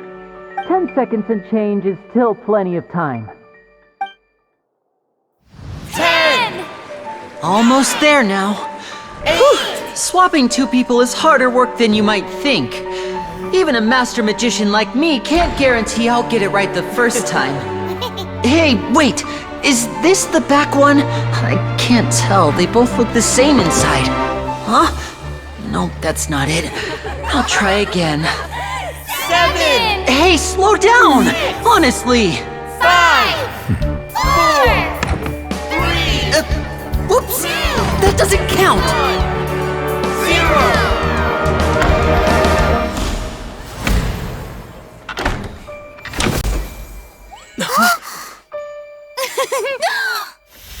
Ta-da!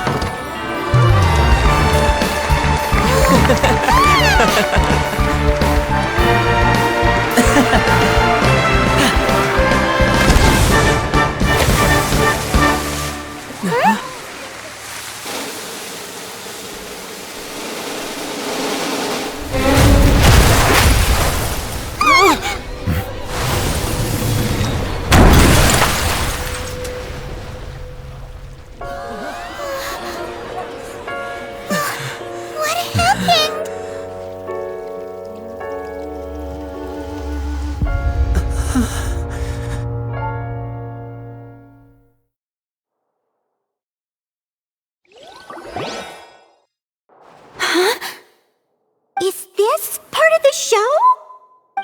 Mr. Linney, you're going to use magic to fix the stage now, right? What happened? Oh no. Maybe this isn't part of the show. The girl was still in that box, right? This performance is over. Medical staff with me. Guards, secure the scene and detain all the performers. Seal the exits. No one is allowed in or out at this time. Yes, that's right. If this was just an accident, then we must investigate the cause. But if this was all part of some scheme, then those accountable will not escape the judgment of the God of Justice! No need to be alarmed, you two. We'll get to the bottom of this soon enough.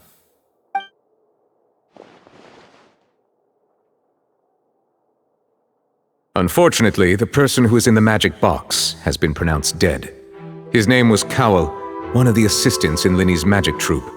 Apparently, the fireworks on stage ignited the ropes that were suspending the water tank, which then caused the tank to fall onto the stage. As of now, we are still not sure why we found Cowell in the box, rather than the guest from the audience. And after an initial search of the area, the guards have confirmed that the girl is nowhere to be found. It appears that this incident was not merely some mishap with the performance, and there are many indications that it is connected with the case of the serial disappearances of young women. The serial disappearances case? That's the case that Charlotte mentioned before! I know the truth. I can see through the whole thing. Really, using such a shallow and obvious mystery as his finale, did he really underestimate us that badly? I say that our powerful magician, Mr. Linney, is now the prime suspect for the serial disappearances case. Huh? Why me? This whole thing was an accident. No, this all occurred during your magic show, did it not? The missing girl disappeared after being chosen, did she not? The deceased is one of your assistants, is he not? Now that I think about it, that whole speech about magicians making things disappear was nothing more than a provocation, a bald-faced challenge. That can't be right! How could Lenny do this? He was in the box on the stage the entire time! We can even hear his voice! Besides, before the show, he told us that he would like to catch the criminal behind the disappearances! He couldn't possibly mean catching himself! Save discussion for a later time, please. Lady Farina, may I assume that your comments just now constitute an accusation against Mr. Linney and his associates, and that you are pressing charges? Huh? I just think that he... Well, I think it might be a little early to talk about formally pressing charges. But what Lady Farina said just now makes perfect sense. Looks like she's gonna personally deliver justice. A kidnapping and murder carried out under the cover of a magic show. Lady Farina said it all. I mean, of course, my dear people.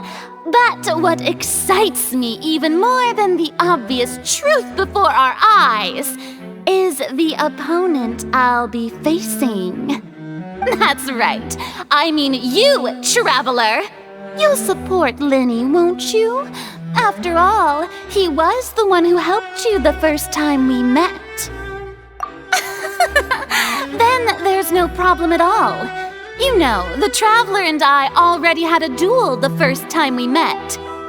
But with Lenny's help, our little duel ended in a draw. But draws really are the most boring possible outcome. So, no more draws. Between the two of us, there must be a clear winner and loser. And what better place to hold such a riveting showdown and decide the true victor than here, on the grandest of stages, the Opera Epiclese. It wasn't a draw. She obviously lost last time. I understand. Charges have now been pressed, and as such, a trial is in order. Well, Traveler, seems Lady Farina has set you in her sights. But putting her dramatic rhetoric aside for a moment, I would like to ask you, are you willing to act as Mr. Linney's attorney and defend him in this case? Very well. The trial will be held a day from now in the Opera House. Both sides may investigate the scene to build their cases and search for the truth. Linney and his troupe are all potential suspects and shall remain within the Opera House.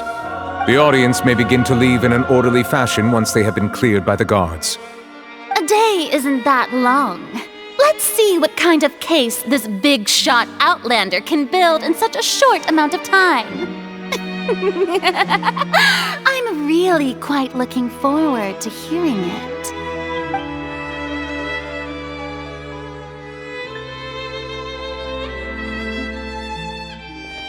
Lenny!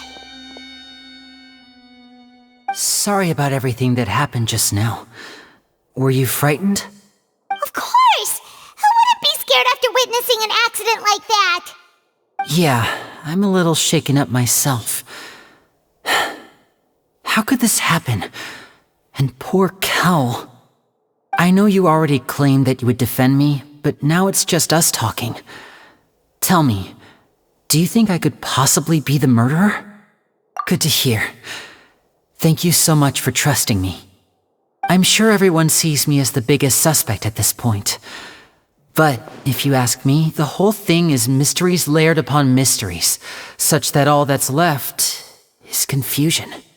I don't know whether what happened there on the stage was purely an accident or not, and I don't know why poor Cal was in the box. As for how that girl chosen from the audience could suddenly disappear, I'm afraid I don't have any answers either.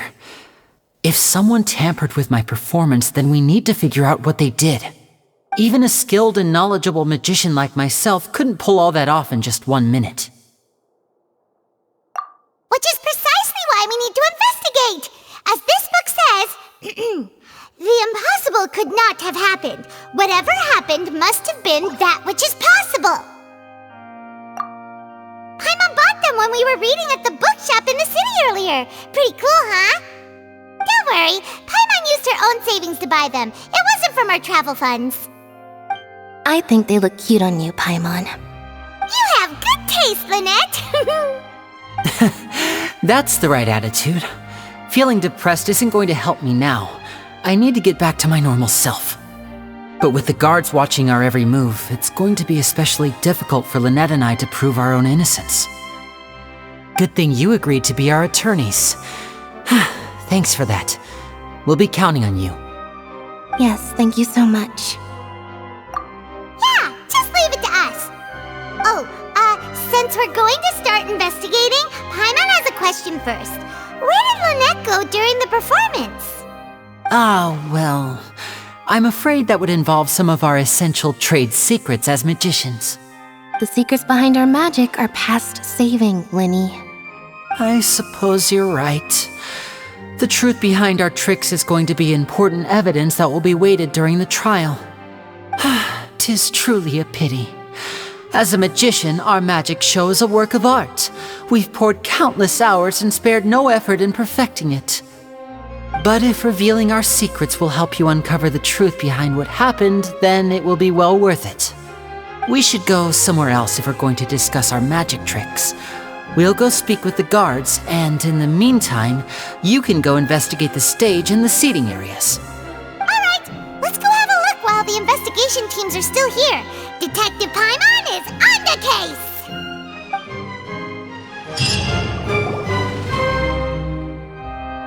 Hello, officer. How's the investigation going? I see. You must be the traveler that Lady Farina mentioned. Listen, I'll be perfectly honest with you. I'd avoid getting mixed up in this whirlpool of a mess if I were you. Huh? What do you mean? Come with me and you'll see. The deceased is one of Linny's assistants named Cal. Even though he hadn't joined the troupe long, he was hardworking and everyone generally liked him.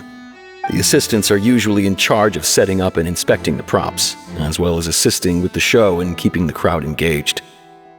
As you probably saw when you were in the audience, the water tank suddenly fell and smashed the box with Cowl inside it. This is the real mystery. We've already searched the scene and were unable to find any traces of the girl. However, if you look carefully, the box was positioned directly under the water tank. The ropes holding the tank were then burned by the pyrotechnics on stage, causing them to snap. All these factors lining up so perfectly makes it hard to see this as a mere accident. If anything, the more logical explanation is that the whole incident was intentionally planned, and Linny is the most likely person to have access to all these areas. But he doesn't have a motive! Are you both good friends of his? Well, you can't say we're good friends, but we've known each other for a little while. So in just a short time, he was not only able to win your trust, but even convince you to act as his attorneys. I know there's no such thing as magic. The real trick of a magician is holding the audience in the palm of their hand.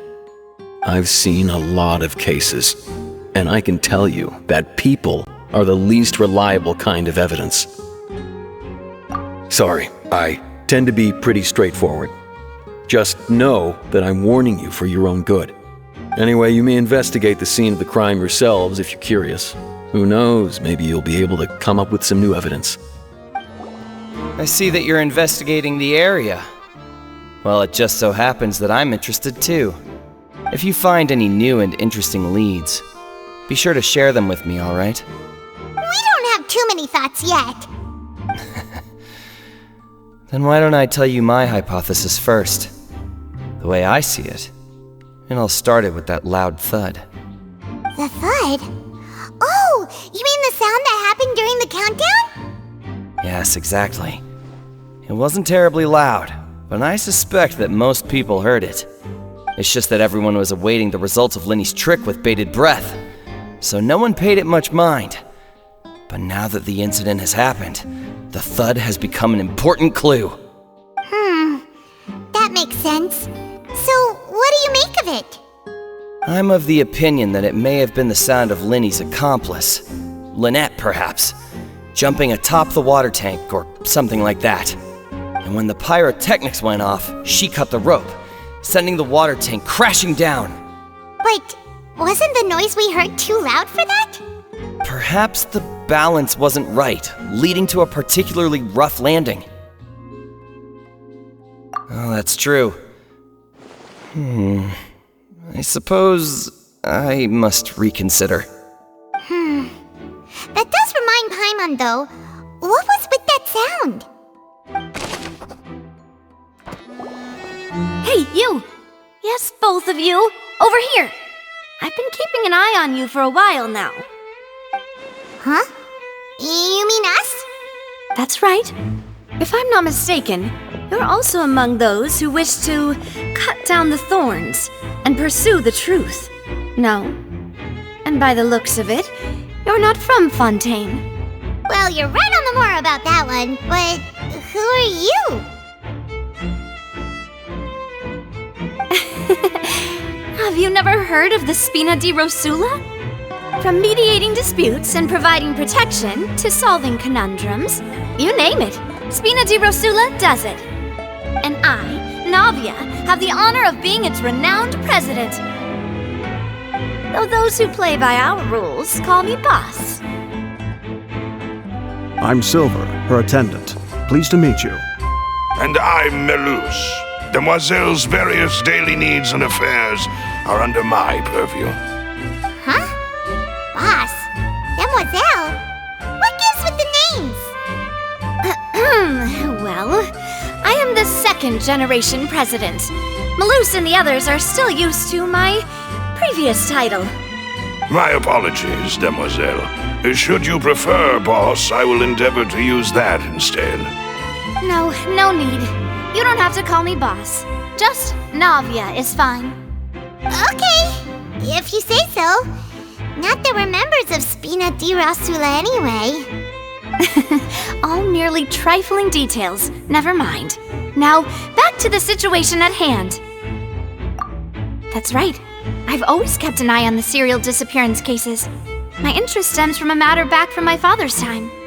Judging from the look of things, I find Linny an unlikely mastermind. Really? We think so too! That's why we're looking for clues now.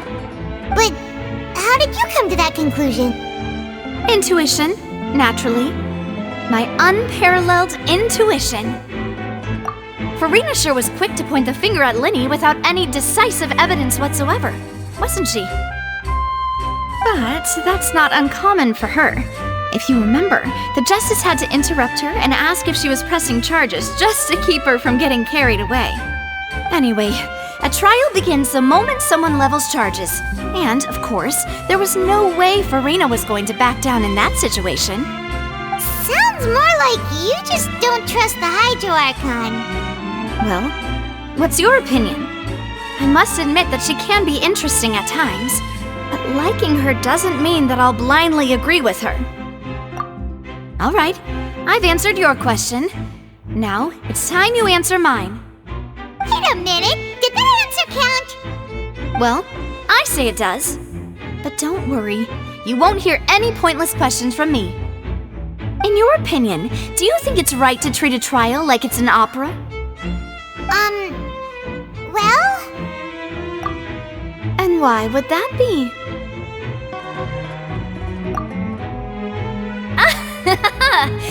See, Silver and Melus? I told you they'd be different.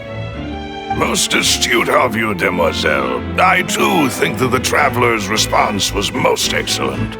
No matter how wonderful the script or how fervent the audience's expectations may be, the trials that go on stage here must be based in fact. And if that can be done, boss, then... All right, that's quite enough, Melus. Anyway, I like your answer. You pass with flying colors. Now, I need to make some preparations, following which our joint investigation shall commence. You two shall be my assistants. Wait! Since when did we become assistants?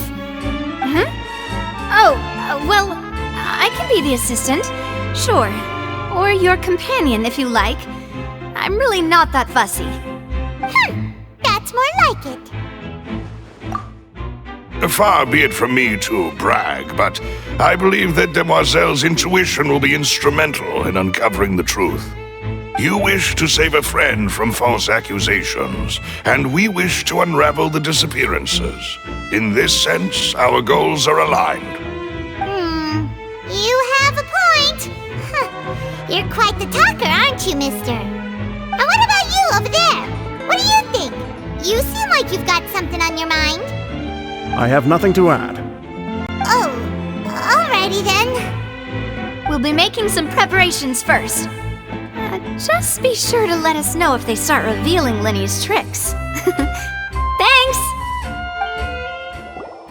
Sorry, but no one can freely enter or exit the Opera House at the moment. If you wish to leave, you must register your identity with us first. No, we're not leaving. We're representing Linny and Lynette as attorneys, so we're investigating the case.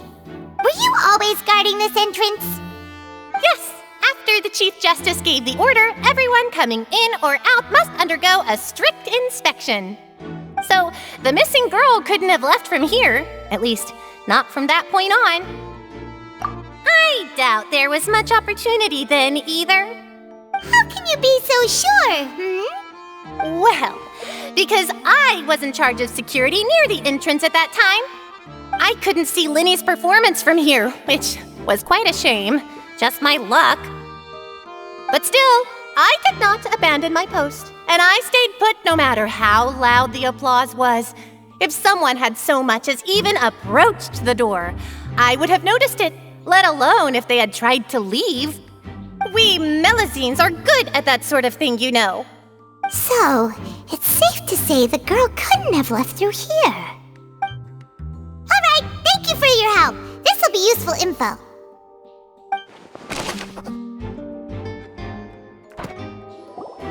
So this is the rope that broke and caused the water tank to fall.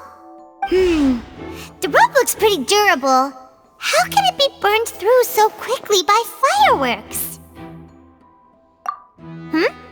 Why are you suddenly so serious, Traveler?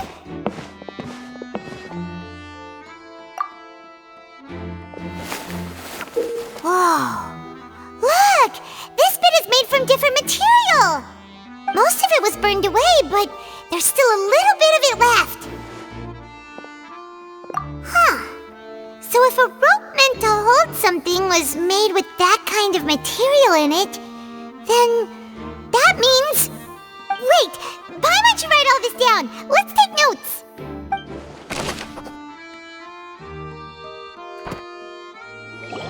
Hello there! What are you investigating? Oh, this location has also been cordoned off because the Magic Troop members are currently considered prime suspects. The investigation team is still collecting evidence. The seats were all booked in advance, so we were able to deduce the missing woman's identity by checking the guest list. Sure, it's not like this is confidential information. We will publish it later anyway when we petition the public to help us find the missing person. Her name is Halsey. She's a painter from Fontaine who's made a bit of a name for herself. Apparently, she wasn't a regular at the Opera House, but she'd been feeling some pressure with her work lately, which made her decide to come see the magic show. The Magic Troop members all claim not to know her, and we have looked into her social connections. It seems that she has no personal grievances or conflicts of interest with the suspects. Simply put, she wasn't related to the Magic Troop at all, which matches the features of the previous serial disappearances. Were the victims of previous cases also chosen at random? That's how it seems to us, in any case. Apart from the fact that they were all young women of around the same age range, there really weren't any other connections between them.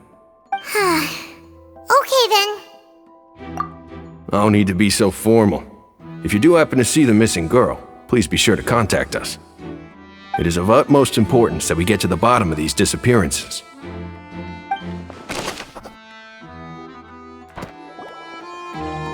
The investigation team has some new findings.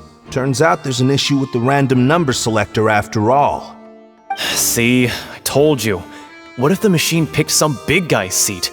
You think the murderer would have still made his move then? Sorry to interrupt, but we're helping Linny and Lynette with their side of the investigation. What were you saying about the number selector? There's something wrong with it? You're trying to help them? That'll be a tall order. Lenny used the machine to pick a random member of the audience during his performance, right? The lucky girl that later disappeared. Well, we thought there might be a serious problem with the machine, so we had it taken away for further inspection. It turns out that the seat number it picked wasn't random at all. The machine picks that same number every time. I'm sure you already know that you have to make a reservation in advance to get a seat, regardless of whether it's a trial or some performance. In other words, Lenny knew who would be sitting where from the very beginning. That much checks out. Lenny reserved our seats for us too. Bet you see why I was saying it'd be tough to make a case for Lenny. Even though it's bad for Lenny's case, Paimon had better write it down.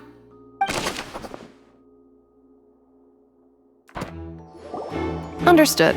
Then I will be going with you. Just so you're aware, I will be monitoring your actions and making notes as necessary. Very good.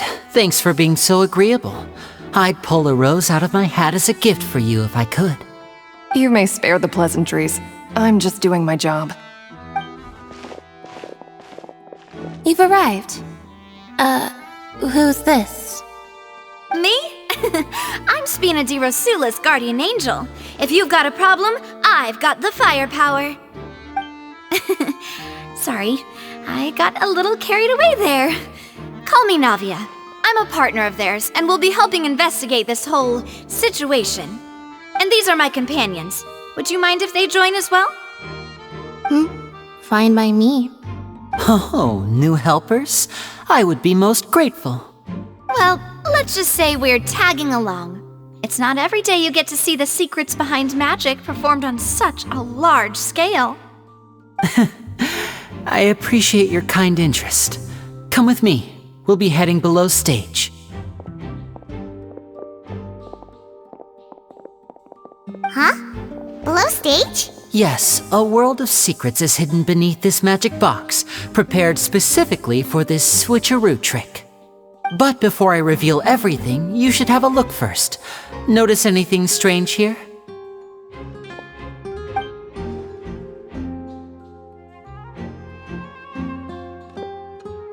I'm not trying to be dramatic. Remembering the details of a trick will help you understand the methods used to perform it more easily. Huh. Weren't there balloons and other decorations here? Good eye. That said, you're still far from discovering the answer. The back? You mean the inside of the door? What's different about it? Paimon didn't notice anything. Very good indeed. I thought you might not be able to catch that, given that you were sitting in the first row. The back of this door was patterned. Those patterns are now gone, replaced by a smooth wooden board. So, if you put 2 and 2 together, what do you get? Exactly. All right, let's go. I'll tell you how it works as we head down. Oh, so there was a passageway under the magic box! I knew you'd figure out most of it as soon as you saw this place. The 2 magic boxes are positioned right above the 2 entrances of the tunnel. See this flatbed trolley?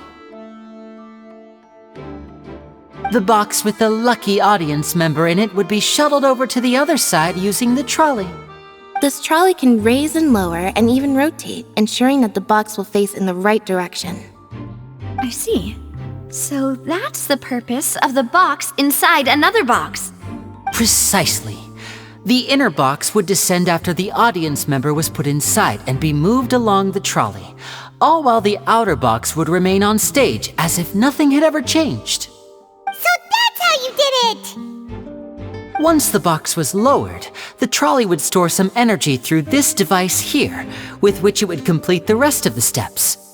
The audience member would only be able to feel some slight movements in the dark, and by the time she walked out, she would already be back on stage. Right! You were talking that whole time, and you even came out for a moment near the end! Ah, yes. A phonograph operated by Lynette was used to achieve that effect. My assistant and I had already scripted our conversation beforehand. When the countdown began, I had already gone to the opposite box via a tunnel using that ladder. And what about Lynette? Where was she? I was in the mezzanine space in the back of the box. Oh, interesting! That's how we were able to coordinate Linny's lines with the assistant. And, by the way, I was the one who walked out of the box at the end. I mean, we are twins. All it takes is a change of clothes and no one can tell who's who. And that's my favorite part of this trick. Only Lynette and I can perform it. So that's how it all worked! Wow, every detail you revealed was more amazing than the last! Lynette would briefly walk out of the box and then go back in, jumping into the tunnel and escaping before the box on the trolley could finish ascending. And then I walk out of the other box in the audience area, and the trick would be complete. The operative word here being would. But as you saw, Cal was in the box, not our audience member. She, on the other hand, mysteriously vanished. We really don't know how that happened. If not for that interlude, this would have been an astonishing trick. I probably never would have figured out how you pulled it off. And yet, to think that someone was able to use this magic trick to commit a crime. Could we have a look around? I think we can come up with some more leads. This is the scene of the crime, so Linny and Lynette are not permitted to stay here. I'll escort them back up. Yes, of course. No need to be so strict now.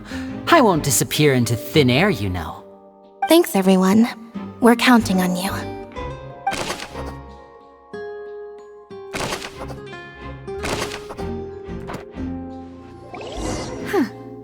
What's this? Looks like a hook tied to the end of a rope. Huh? There's all kinds of odds and ends here. Perhaps it was a prop for a different trick.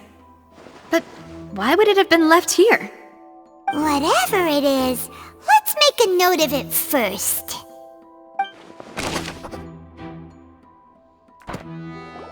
The floor is wet. Please be careful not to slip. Speaking of which, why would there be water here? Oh, Paimon knows! It's one of those tricks where you pour water into a jug and then flip the jug over only for the water to disappear? And here's a broken vase. Huh. Did the trolley knock it down while moving? That can't be. The trolley moves along tracks from start to finish. It couldn't have hit the vase at this distance. Let's note this down too and think about it later. Oh, these are the clothes that the lady chosen from the audience was wearing, right? Her clothes are here, but she's nowhere to be found. Right! And do you really need to do that if you're kidnapping them? Ugh, this is so confusing.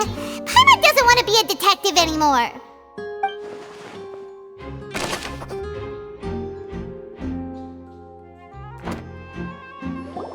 What is this place?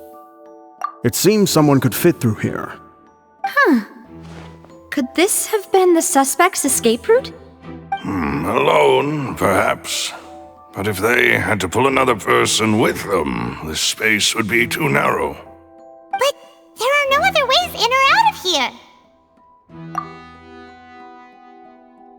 Oh, you're right! Let Paimon write that down.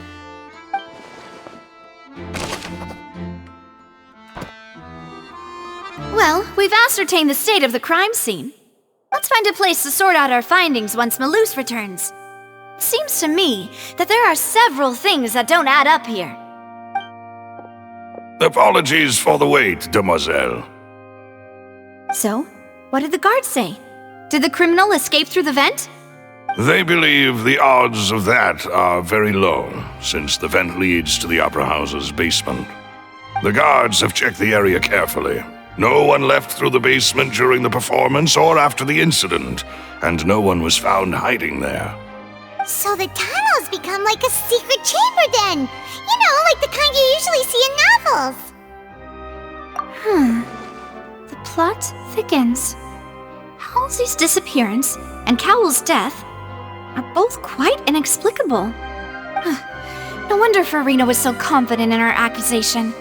All the current evidence points toward Linny and Lynette. In other words, the charges are very likely to be upheld unless we make some considerable progress. Charges and then trial. So if the charges are upheld, they'll announce a sentence? That's right. This is how a trial goes in the Opera House. During the proceedings, the Chief Justice and the Oratrice will hear statements from both sides. That's right. This is how indemnitium is produced. The statements from both sides, the defenses from attorneys, witness testimonies, and even the audience's emotions will all be projected on the Oratrice. To put it simply, it's as if the Oratrice has its own will, and is a judge in its own right. This also precludes any kind of favoritism on the part of the Chief Justice. And not that this has ever happened anyway. Once both sides have finished speaking, the Chief Justice will make his final decision. This, too, will be used by the Oratrice as a reference. Then, finally, the Oratrice will be consulted by officials. The result it returns is the will of justice itself. Huh? So that machine is the one that actually decides? Paimon thought Neuvillette called the shots. In practice, there is very little difference. Both have always come to the same judgment, which is why people have great faith in the Chief Justice. Yes, the guards also asked me to convey that none of us will be allowed to leave this place before the trial. Huh? Why? Because we've chosen to act as the twins' proxies. That makes us persons related to the case. They're concerned that we might be colluding with outside parties, or that we might find outside help to disrupt the case. And even if that were not so, it could prove problematic if we happen to spread key information about the case ahead of time. I'm ready to break out at any time. Whoa! There's no need for that! Paimon thinks they have a point. That said, are they providing food? Of course. I just hope you don't mind the lack of options. I'm afraid that catering to all tastes is not in the cards, nor is any guarantee of balanced nutrition. In that case, let's just sort out our findings together here. Pity. I was hoping to take you to try some of Fontaine's famous desserts, too. I mean, what better way to properly think through our findings than over some tea and sweets? Breaking out suddenly doesn't seem like such a bad idea after all. Just kidding! Paimon will still do her best, even if there are no snacks. What do you mean, no snacks? Of course we'll have snacks. If we cannot buy some, then we'll simply make some. Huh? Here? But how? Understood, Demoiselle. Everyone, please come with me.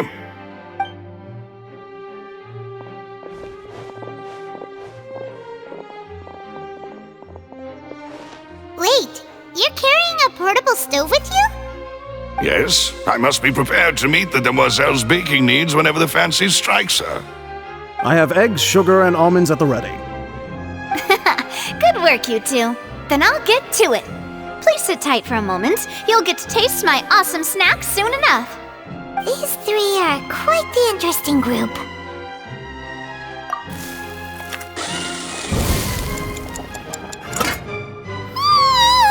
And Paimon thought it smelled good while it was still in the oven! Oh, it's even better now. Paimon can't stop drooling. From the way you had these two guys carrying all that stuff around, Paimon thought you'd have them do more during the baking process. But you ended up doing the entire thing by yourself!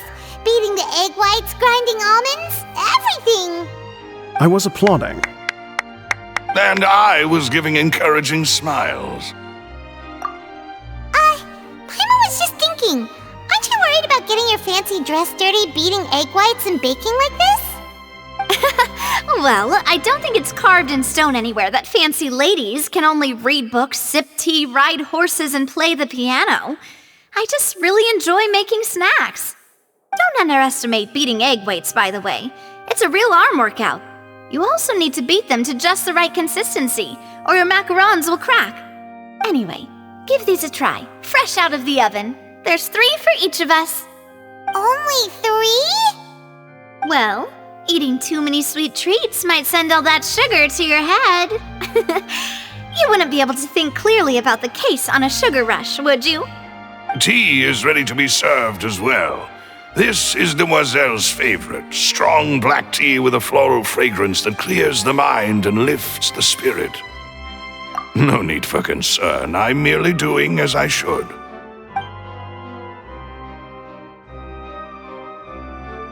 All right then, down to business. As Paimon mentioned previously, the tunnel seems to be something of a secret chamber. However, we can assume that Linny and Lynette were not alone within it. Some criminal also occupied its sealed confines. The magician twins could have committed the crimes, of course, but they lack any logical motive. Exactly! Why would they do such a thing right when everyone was watching? The flower vase and the thud we heard during the performance could indicate some altercation between Halsey and the criminal in the tunnel, resulting in the shattering of the vase, the discarding of her clothes, and her abduction.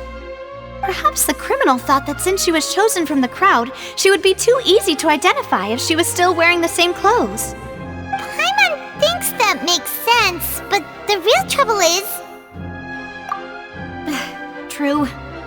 None of the clues we found thus far support the existence of this third person.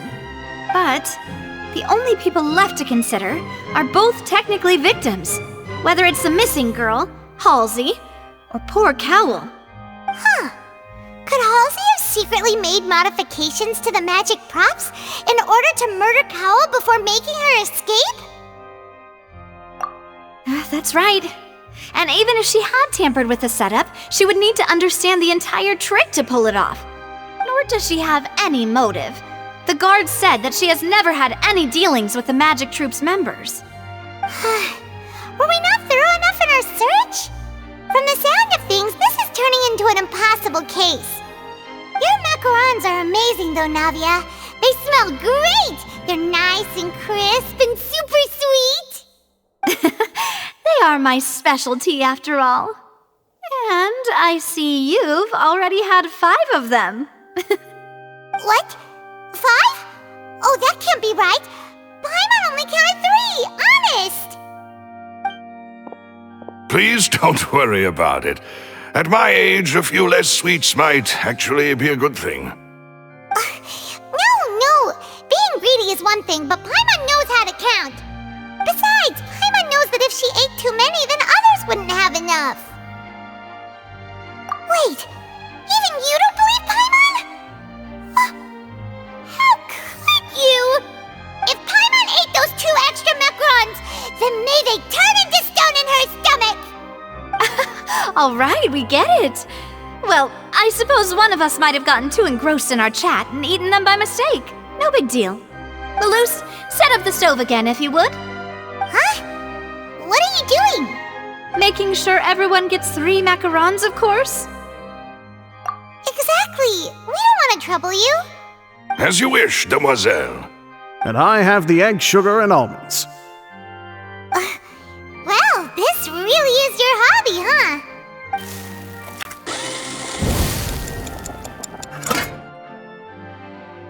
Well, that's it for snack time. I'm going to have another look around the area.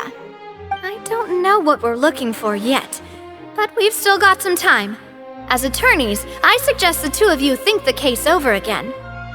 It would be awkward if you got all tongue-tied on stage during the trial. All right, thanks for your help and for the snacks. It was nothing. A small task for the Spina di Rosula. Silver, Maloose, it's time to go. I'll be back if I find anything new.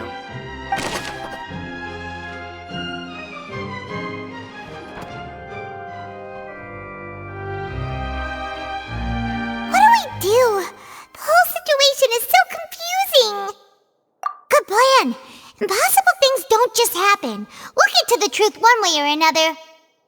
Just relax. Even if everyone else suspects Lenny and Lynette, at least we will be supporting them from the stands. Besides, I doubt Farina understands any more about what happened than we do. Thanks, Navia. Well, we'll be going then. Best of luck to you.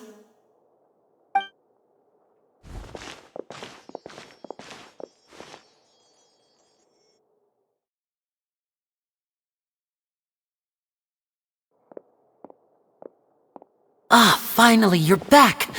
Well, how did your investigation go? To be honest, you might be disappointed. No. We're already very grateful that you were willing to help. Well now, don't you all look disappointed. Don't tell me that your investigation came up empty-handed. That was to be expected, of course. The guilty can never produce proof of their innocence. But don't let that stop you. I shall be terribly disappointed should you, my most anticipated foe, concede so easily. Since both parties are present, I declare that the trial regarding the magic show incident is now in session. Firstly, in order for the audience to understand the causes and results of the incident, could we please have Mr. Linney explain the trick? Yes, of course. I will explain while Lynette demonstrates on stage. All the necessary items have been prepared.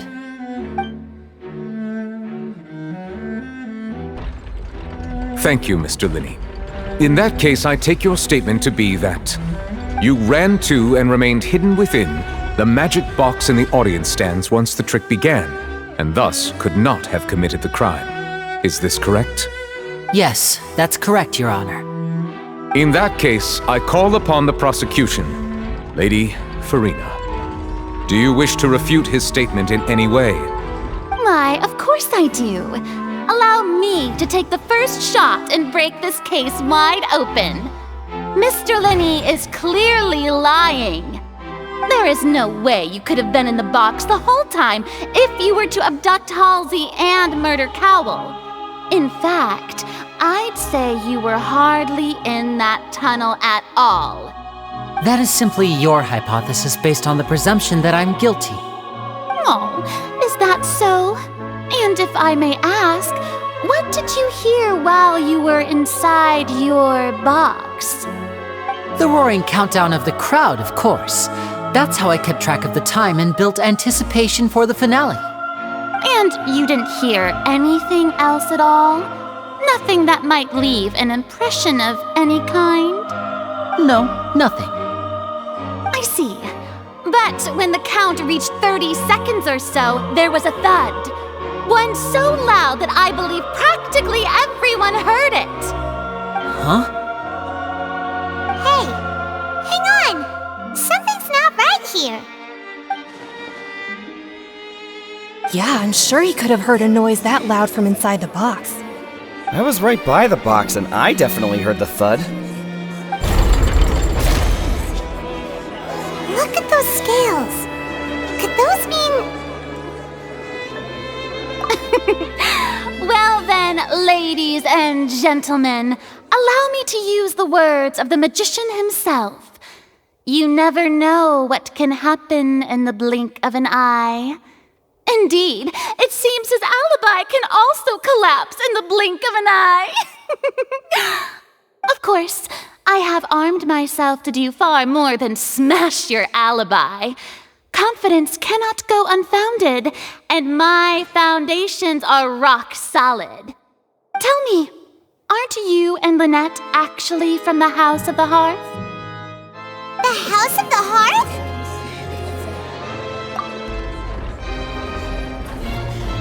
No wonder they did something like this. So the serial disappearances were the Fatsui's doing. Now it all makes sense. I've got a feeling that what happened on stage probably wasn't just an accident. That's irrelevant. Our identities have nothing to do with what happened.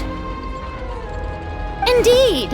Then perhaps you could tell us everything that happened during that 1 minute. Your first priority is to prove yourself innocent after all. I'm sure there is little that needs to be kept secret now. Unless your script already has holes in it. The Outlander is speechless. My, oh my, don't they look flabbergasted? Now comes the infighting and discord, I suppose. This was almost too easy. Good thing I made all those preparations. Seems the all-nighter I pulled last night is really paying off. Hey, Linny! Why didn't you tell us this before? Order! Order! Mr. Linney, allow me to re-establish the facts. Lady Farina has raised 2 points. First, when the thud was heard in the Opera House, you were neither in the box nor the tunnel. Second, you and Ms. Lynette are both members of the House of the Hearth. Are these claims true?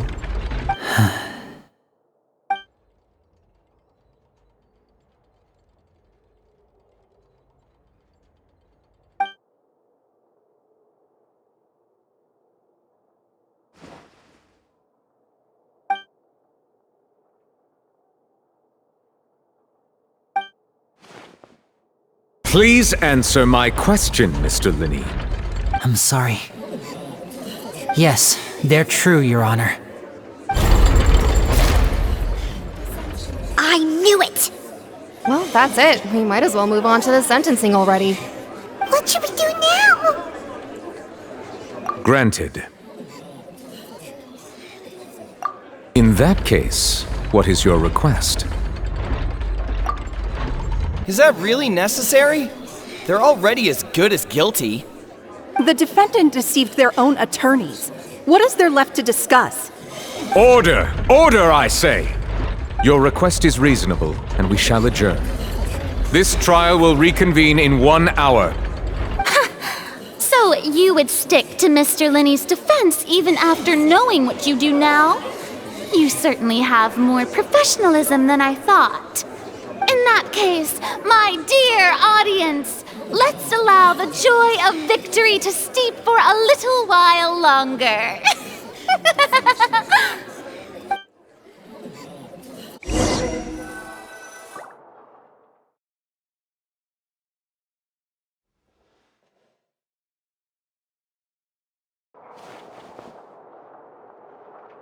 Well, this is awkward.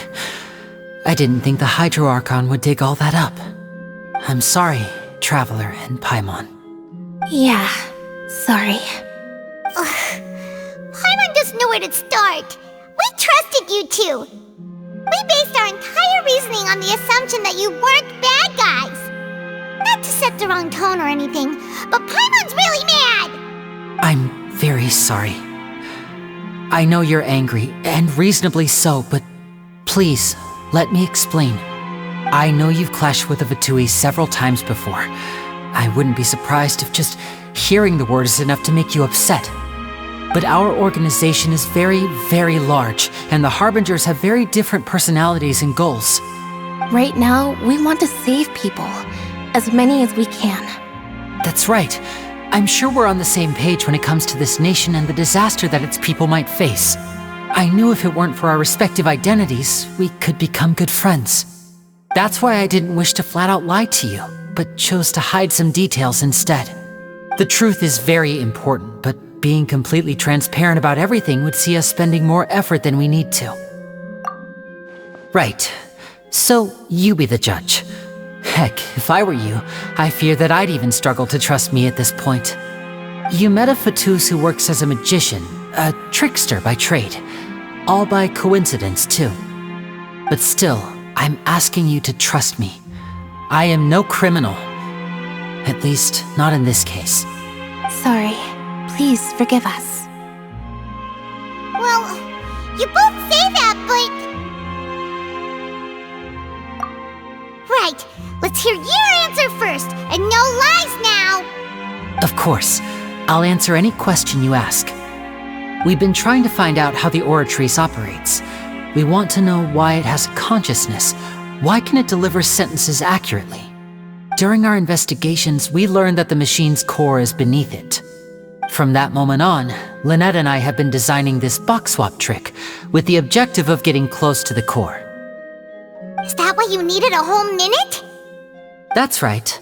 In truth, the audience would take about 75 seconds to count down from 60, while I would only need 15 to get to the opposite box. So, after jumping into the tunnel, I accessed the Opera House basement via the vent, and went to investigate the room in which the core is stored. That air vent was created during the construction of the tunnel specifically to execute this step. Well, nothing. As soon as I reached that room and was about to investigate, I heard someone's voice. Which should have been impossible, of course. I was quite certain that I was the only one in the room. That voice seemed to recognize me and tried to speak to me. I chose to err on the side of caution and retreated the way I came.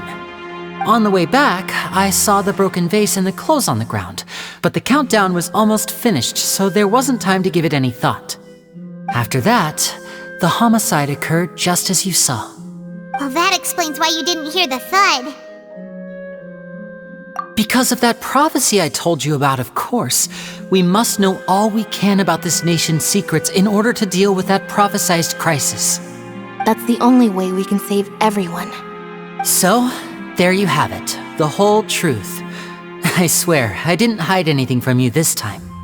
It was never my wish to proceed under this cloud of mistrust either. But like I said earlier, you can be the judge. If you want to leave because you don't trust the Fatui, there's nothing I can do to stop you. Well, Traveler, you decide. Paimon will follow your lead however you choose.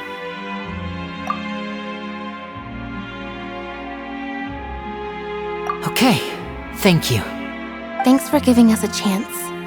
The current problem is that the scales are tipped pretty badly against you two. If we want to refute the Hydro Archon's accusations, we're gonna need a seriously watertight defense. Huh? Oh, Paimon thinks she gets what you mean.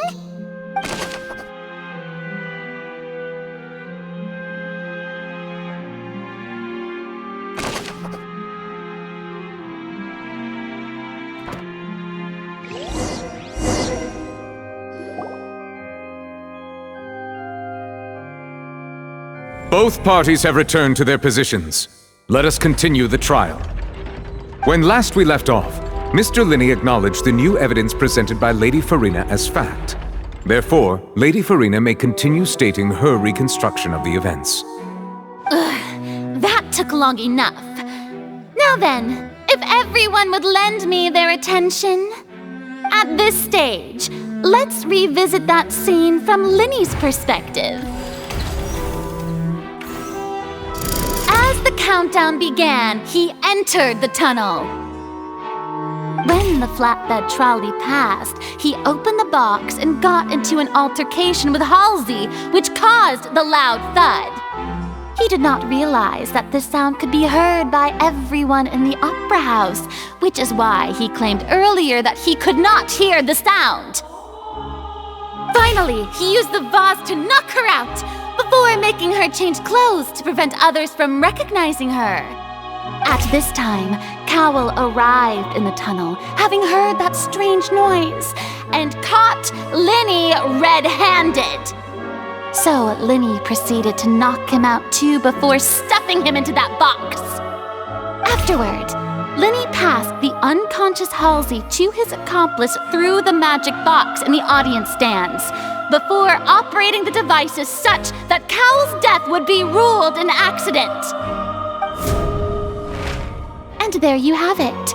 That's the truth behind what happened. Does the defendant's side have any objections to Lady Farina's description of the events? The key to refuting Lady Farina is the order of events, what Linney experienced and what he saw.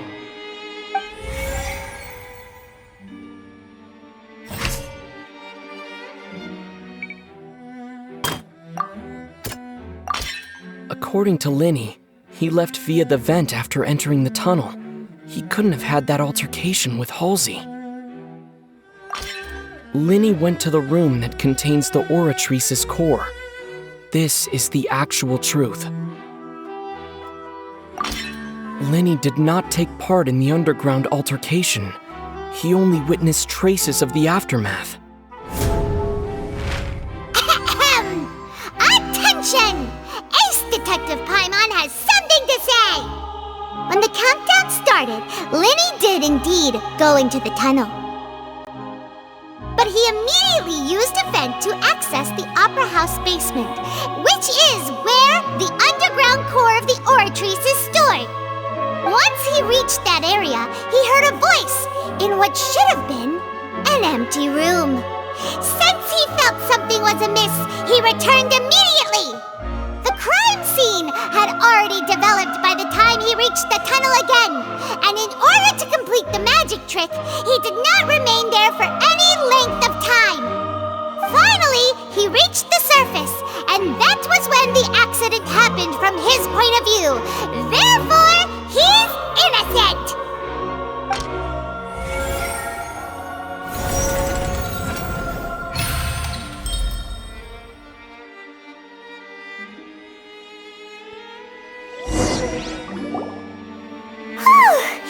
Paimon did it! Paimon actually managed to say all that! Wasn't it awesome?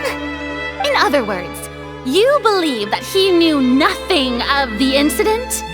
That's right! My reasoning? If that's the case, then if Cowell hadn't entered the tunnel, who was the entire setup meant to kill? Assuming that what you say is true, Linny only needed to kidnap the young girl to cause a new disappearance case. What would the point of killing someone on stage be? Oh, they have a point. That's right, you tell them! And that's why they're partners of mine. They've managed to turn things around. Oh, well, your denial is very strident, I'll give you that. But what proof do you have to back your claims? Of course I do. If he had been in the magic box the whole time, how could he have not heard that sound? Why do you ask? You're saying that he wasn't? That's right! Linny wasn't in the box or in the tunnel. That's why he didn't hear anything strange during the performance. This means that when the crime happened, Linny had already entered the basement via the vent. The same clue you used to disprove his alibi has now become the best proof! How do you like that? Well played. To think you'd use such logic. Well then, if it wasn't Linny who committed the crimes, then who was it? Huh? That can't be right. Are you serious? The killer was, in fact, Cowell, the deceased! Oh, is that so? How interesting! Let's hear your reasoning then. What I must do next is recreate the truth. What Cowell did, and how he went from would-be perpetrator to victim.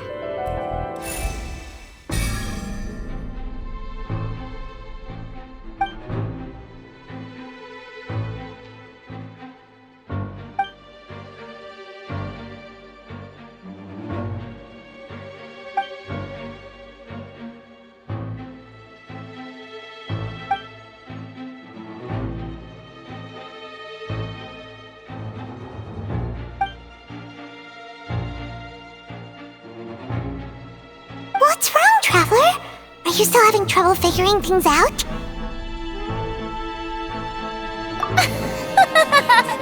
I see how it is.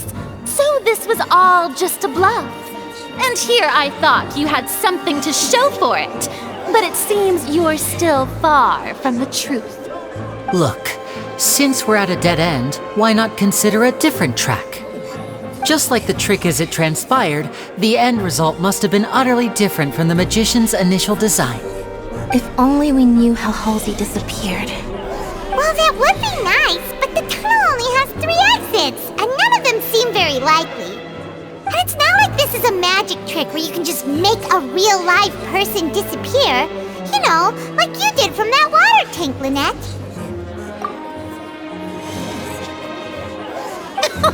Excuse my interruption, dear opponents, but do you not see that the crowd is growing impatient?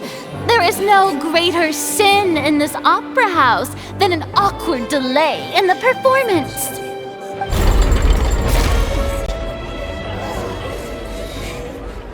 If the defense is unable to make further effective arguments, we will move on to the next stage of the trial. Paimon gets it! It all comes together if Halsey disappeared instead of being kidnapped. Lynette escaped from the water tank, vanishing gradually and leaving only clothes behind. If there's a similar method where a person could be transformed into water... Oh, just a moment, please. I do hope you know how preposterous you sound at the moment. How could a person ever be transformed into water? This is reality we're talking about here, not some magic trick. Must we really? I should think that of anyone. Your friend Linny already knows this truth very well. Magic tricks are ultimately just illusions and misdirection. But Halsey's disappearance is very real. We're talking about two completely different things. Even so, I trust the Traveler's judgment. The truth must be out there somewhere. Perhaps some new line of reasoning may open if we try to gather all the focal points that don't make sense. Since Cal was the deceased, we haven't placed much attention on him. But given that we aren't making much progress with the case, it wouldn't hurt to have a look at his belongings, would it? People really do come up with all sorts of harebrained schemes when at the end of their rope. The way I see it, your suggestion that we broaden the scope of our investigation is nothing but a tactic for stalling the trial. Nevertheless, I believe that this is a reasonable request on the part of an attorney. Since the trial does indeed appear to be at an impasse, I believe that additional evidence may help us make more progress. Guards, please step into the lounge and examine the personal effects of the deceased Cowell. We are still examining the items, but we have already made critical progress that we feel must be shared with everyone post-haste. We discovered several test tubes of fluid within Cowell's baggage, each labeled separately. The notebook in his backpack claims that these fluids are... water from the primordial sea. The primordial sea? The note's contents also indicate that Cowell belonged to an organization that sells illegal drugs and that he had an accomplice. The notebook has many entries concerning safe usage of these fluids, in which the keyword dissolve appears many times. One of these tubes was labeled Opera Epiclese, along with yesterday's date.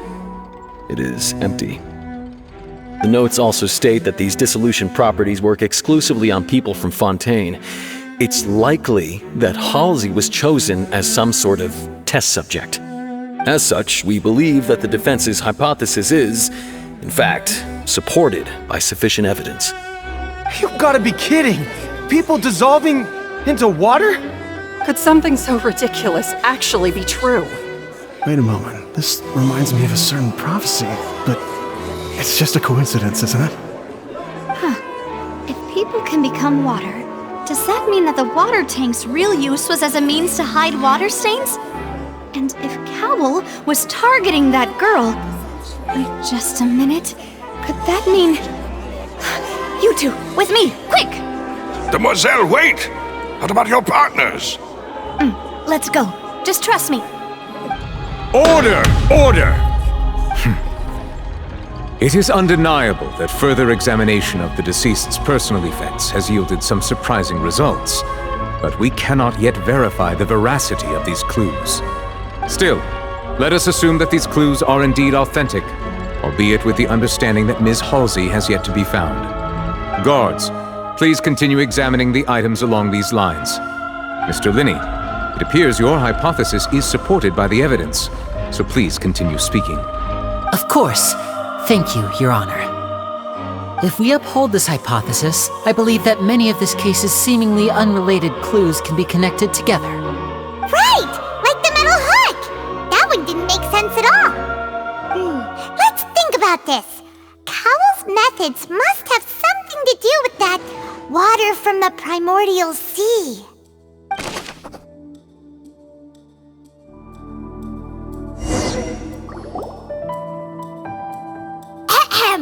It's Ace Detective Paimon's time to shine again! In the original plan, Cowl would tamper with the water tank rope and the number selector securing his target. When the magic box containing Halsey was lowered, the metal hook would retract gradually and pierce the balloon at the top of the box. When the balloon attached to the box popped, the water from the primordial seed inside it would pour down and dissolve Halsey. Afterward, Cowl would enter the tunnel and break the flower vase to conceal the water inside the tunnel, with the remaining evidence being covered up by the water tank on stage.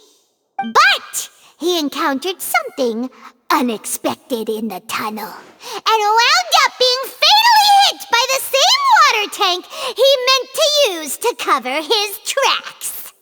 Huh, that does make sense. That actually links together a lot of the more confusing pieces of evidence. Oh dear, what do I do? Even I think they sound convincing now. Have I falsely accused an innocent person? What a humiliation. Now, it seems like the only point of contention remaining is the exact circumstances that led to Cowl's death. His notes mentioned he had an accomplice who could be related to the situation. On that note, the guards have just contacted me indicating that they uncovered new evidence. I shall now invite him on stage to share it with us. Thank you, Your Honor. We were just inspecting the luggage of the other people involved in this case. And we found an identical sample of the water from the primordial sea among Linny's personal effects. What? That can't be. Oh, I see. Well, how wonderfully comedic to have your own counterattack only to come back and wound you. Does this not clear all doubt? My dear citizens, my loyal audience, allow me to present my reasoning and bring this performance to a swift close. Linny did not need to take part in the dissolution of the young woman at all. Indeed, he did leave the scene via the vent. Having made modifications to the props beforehand, his accomplice Cowl then caused Halsey to vanish using the water from the primordial sea. But upon his return, in cruel avarice, Linny desired sole credit and prepared to do away with his partner in crime.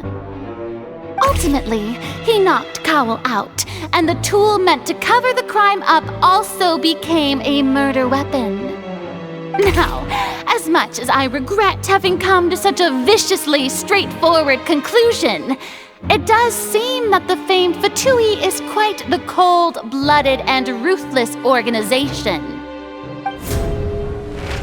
Am I right, Mr. Linny? We've used up all the evidence we collected. There's no way for us to make a rebuttal here. Is this the end of the road?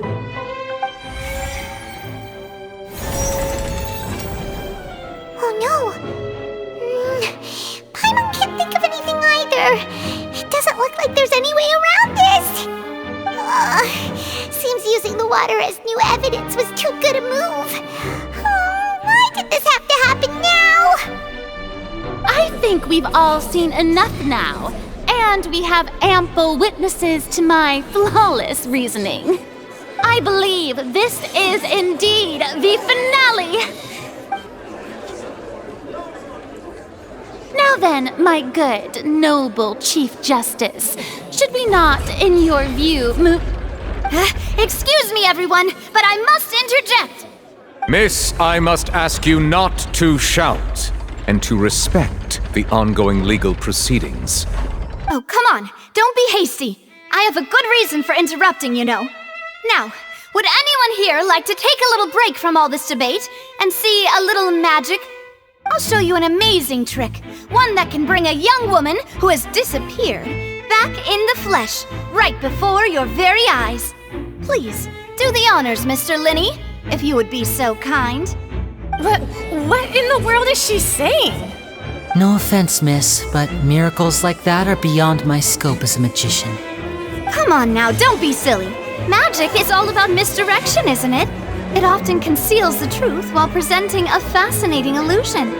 But once everyone believes the illusion, can't magic reveal the truth to them once again? And wouldn't such a trick be the most marvelous finale to today's performance? Come on, Linny and Lynette, give it another go. Don't worry, Spina di Rosula has made the necessary arrangements on your behalf. But as the magic makers and stars of the show, I think I should leave the final performance to you. I understand.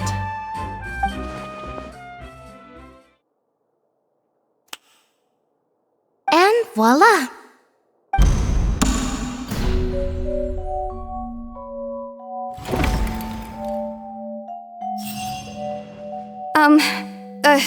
Sorry for the interruption. Wait, isn't that Halsey? So the whole thing about people dissolving wasn't true after all? To be clear, I'm only here because this person told me that if I testified, the merit of doing so would lessen my sentence.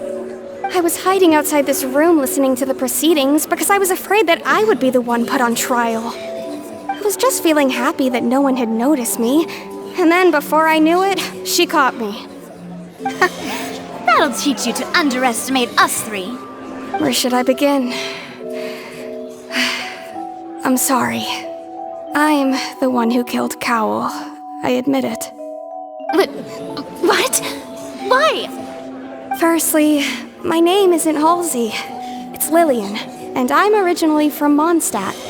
I heard that Linny's show was gonna be a real thriller, but I missed the chance to buy a ticket, so I stole one. That's how I make a living. I steal stuff here and there. And I'd never been caught before.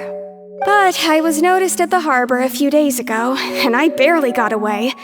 Linny was the one who caught me in the act. Hey, no wonder you look familiar. So you were the thief! Liddy even mentioned that you were pretty skilled. Well, and I thought that would have been the end of it, but then the number selector chose me. He even mentioned the Fortress of Meripede. That's a prison, isn't it? So you can imagine how shocked I was. I thought he was onto me for sure.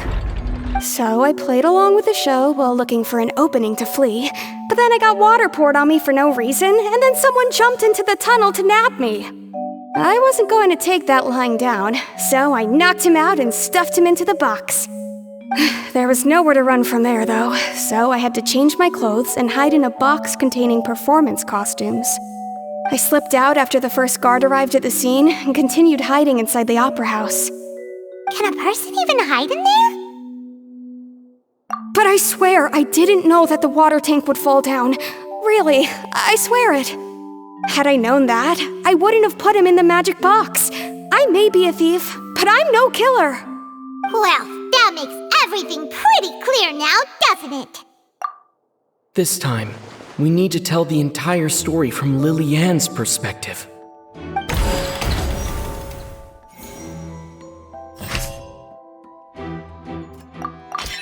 The strange sound wasn't from a fight. It was Lily-Ann's attempt to break out when she was frightened.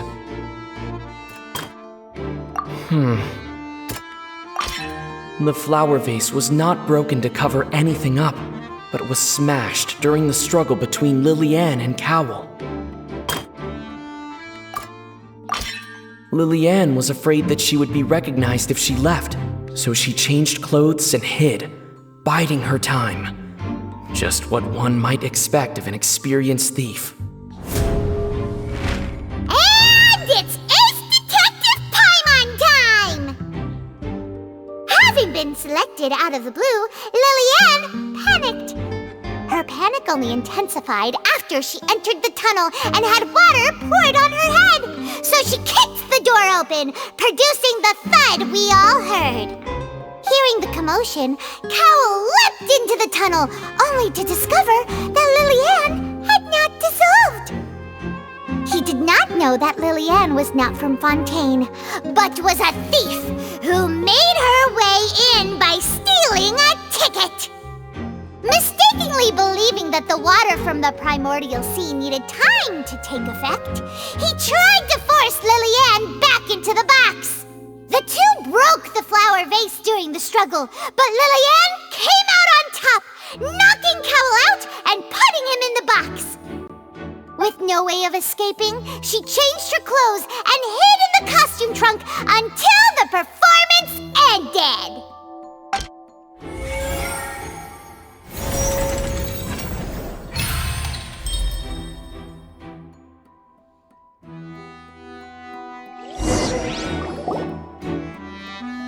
She knew that she would have to go through guard inspection if she tried to leave afterward, so she has been trapped in the Opera House these last 2 days!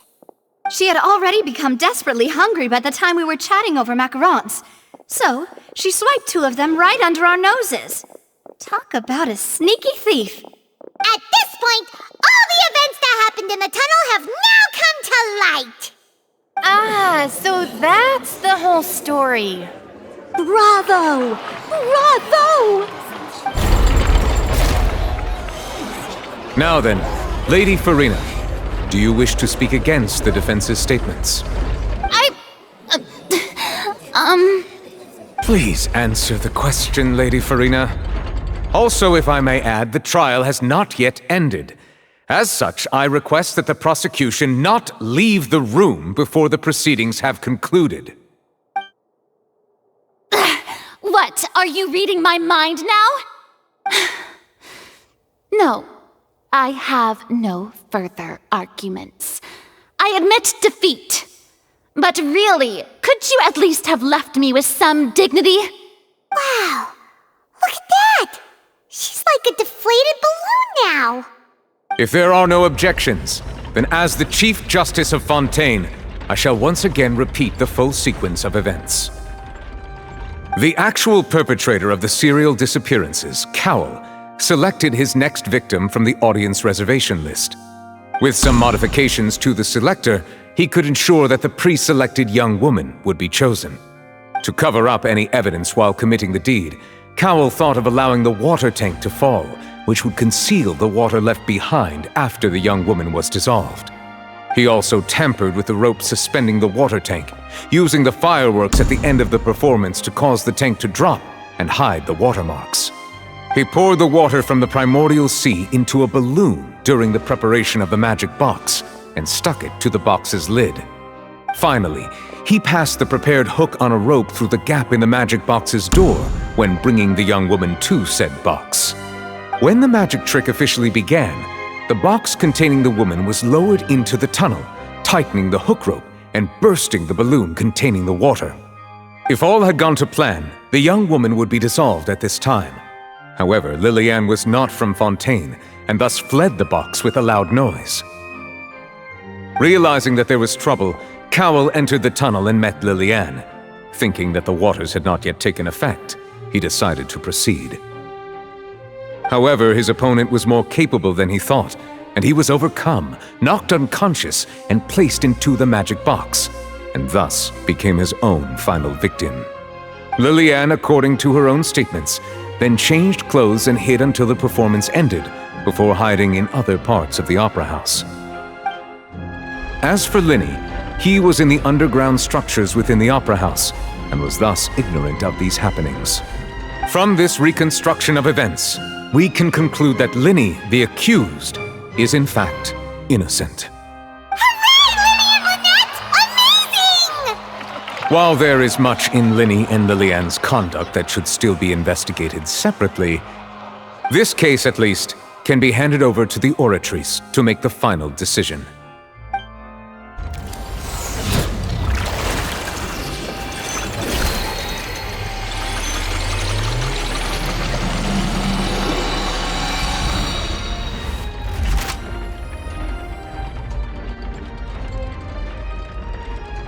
As such, Linny and Lynette are officially declared not guilty.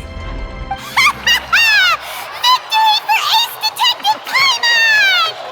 Great work, partners. Thank you all. Thank you so much. Next, I think we deserve an explanation, Guard Vaughn. How did you find the water from the primordial sea in Linny's baggage? Right! Your discovery caused me to make a serious mistake, you know. Or was that not a discovery, but false evidence that you dared to bring before this court? I suspect that the accomplice mentioned in Cowell's notes was not Linny, but you, yes? I'm sure you know what you must do to lessen your sentence. Speak quickly! Unless you want to earn yourself a one-way ticket to Coupon Town. I was just following orders. We were supposed to place blame for the serial disappearances onto Linny, and thus cause suspicion to fall on the Fatui. The higher-ups said this was the best opportunity to do so. And now that your plan has fallen through, and the secrets of the water have been revealed, you have become a liability to said higher-ups, yes? Therefore, you would be wise to tell everything you know, and seek the protection of the guards. Yes, I'll tell you everything I know. Our boss discovered that the water can cause people to dissolve.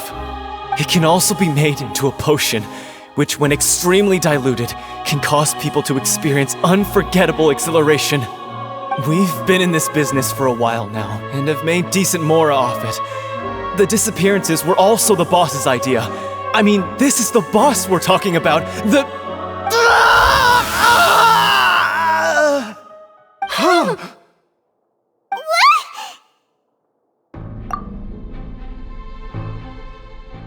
And now he can no longer talk. Such ruthlessness.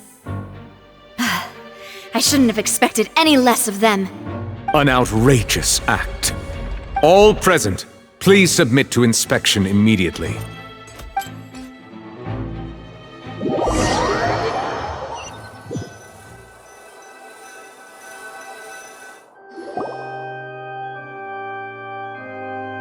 So, we're just going back now?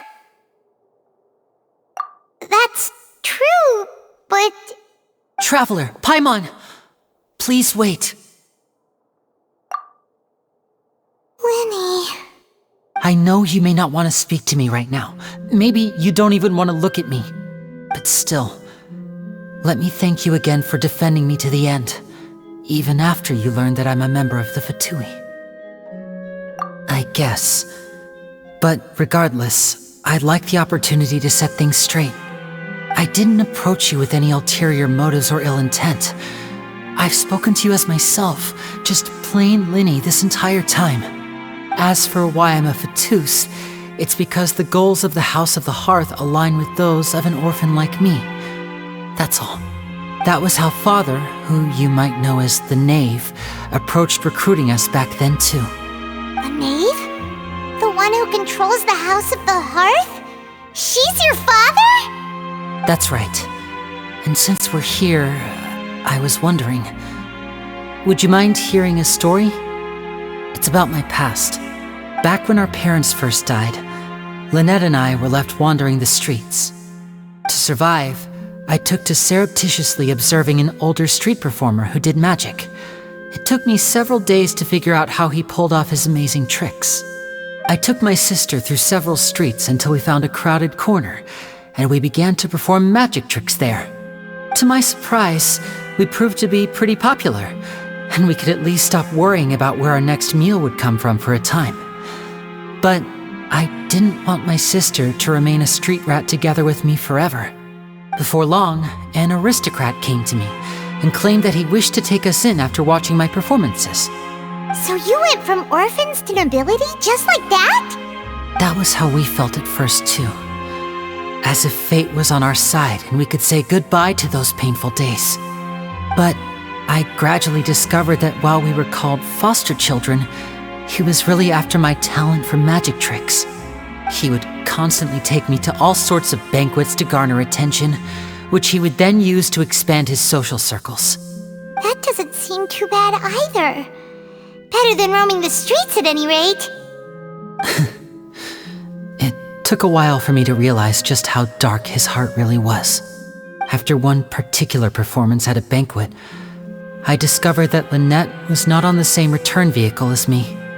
I waited a long time after we returned home, but she did not come back.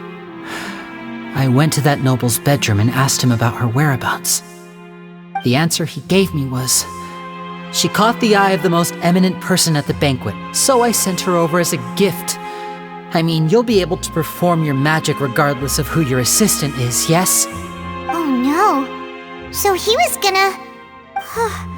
But wouldn't Fontaine's laws deal with such people? As far as outsiders are concerned, this is a relationship akin to adoption or foster care, and they have their ways of escaping the eye of the law. I managed to ferret out the location of the mansion of that so-called eminent person and hurried through the night. But by the time I leaped over the walls, avoided the guards, and made my way in, all I saw was the moonlit ground covered in blood, and the knave standing there in the darkness. So, she'd already taken care of that guy. That's right. She had rescued my sister before she could come to any harm, and had even discovered several girls hidden in a basement, all of them orphans. The knave, might have seen something in me, and so she made me an offer. The House of the Hearth welcomes you, for your interests align with ours. Here, none will ever betray you. Indeed, betrayal shall never be permitted here. I was hesitant to trust her. I had just been betrayed by nobles. But she was also quick to destroy the noble who had taken us in at first, giving us back our freedom. Oh, so that's how the two of you joined the House of the Hearth.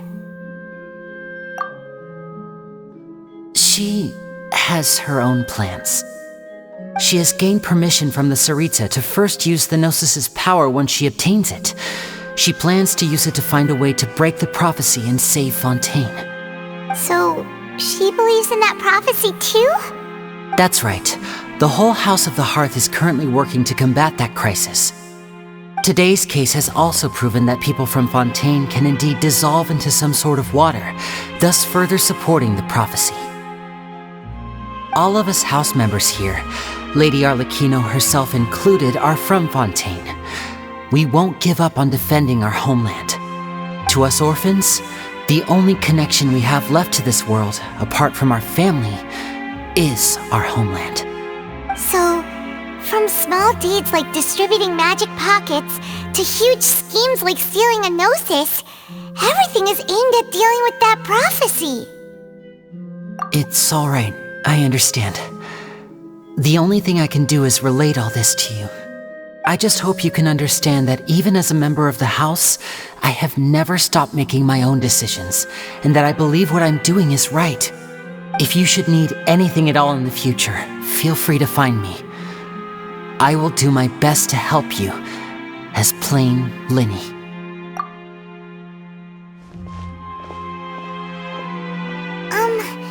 Bye, Linny!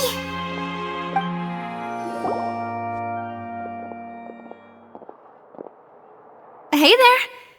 What was with the disappearing act you pulled right as the trial ended? Were you looking for us, Navia? Well, this whole thing isn't exactly over, is it? I do feel that we're getting closer to solving the serial disappearances case, though. Don't you think so, too? Huh? What's wrong, my dear partner?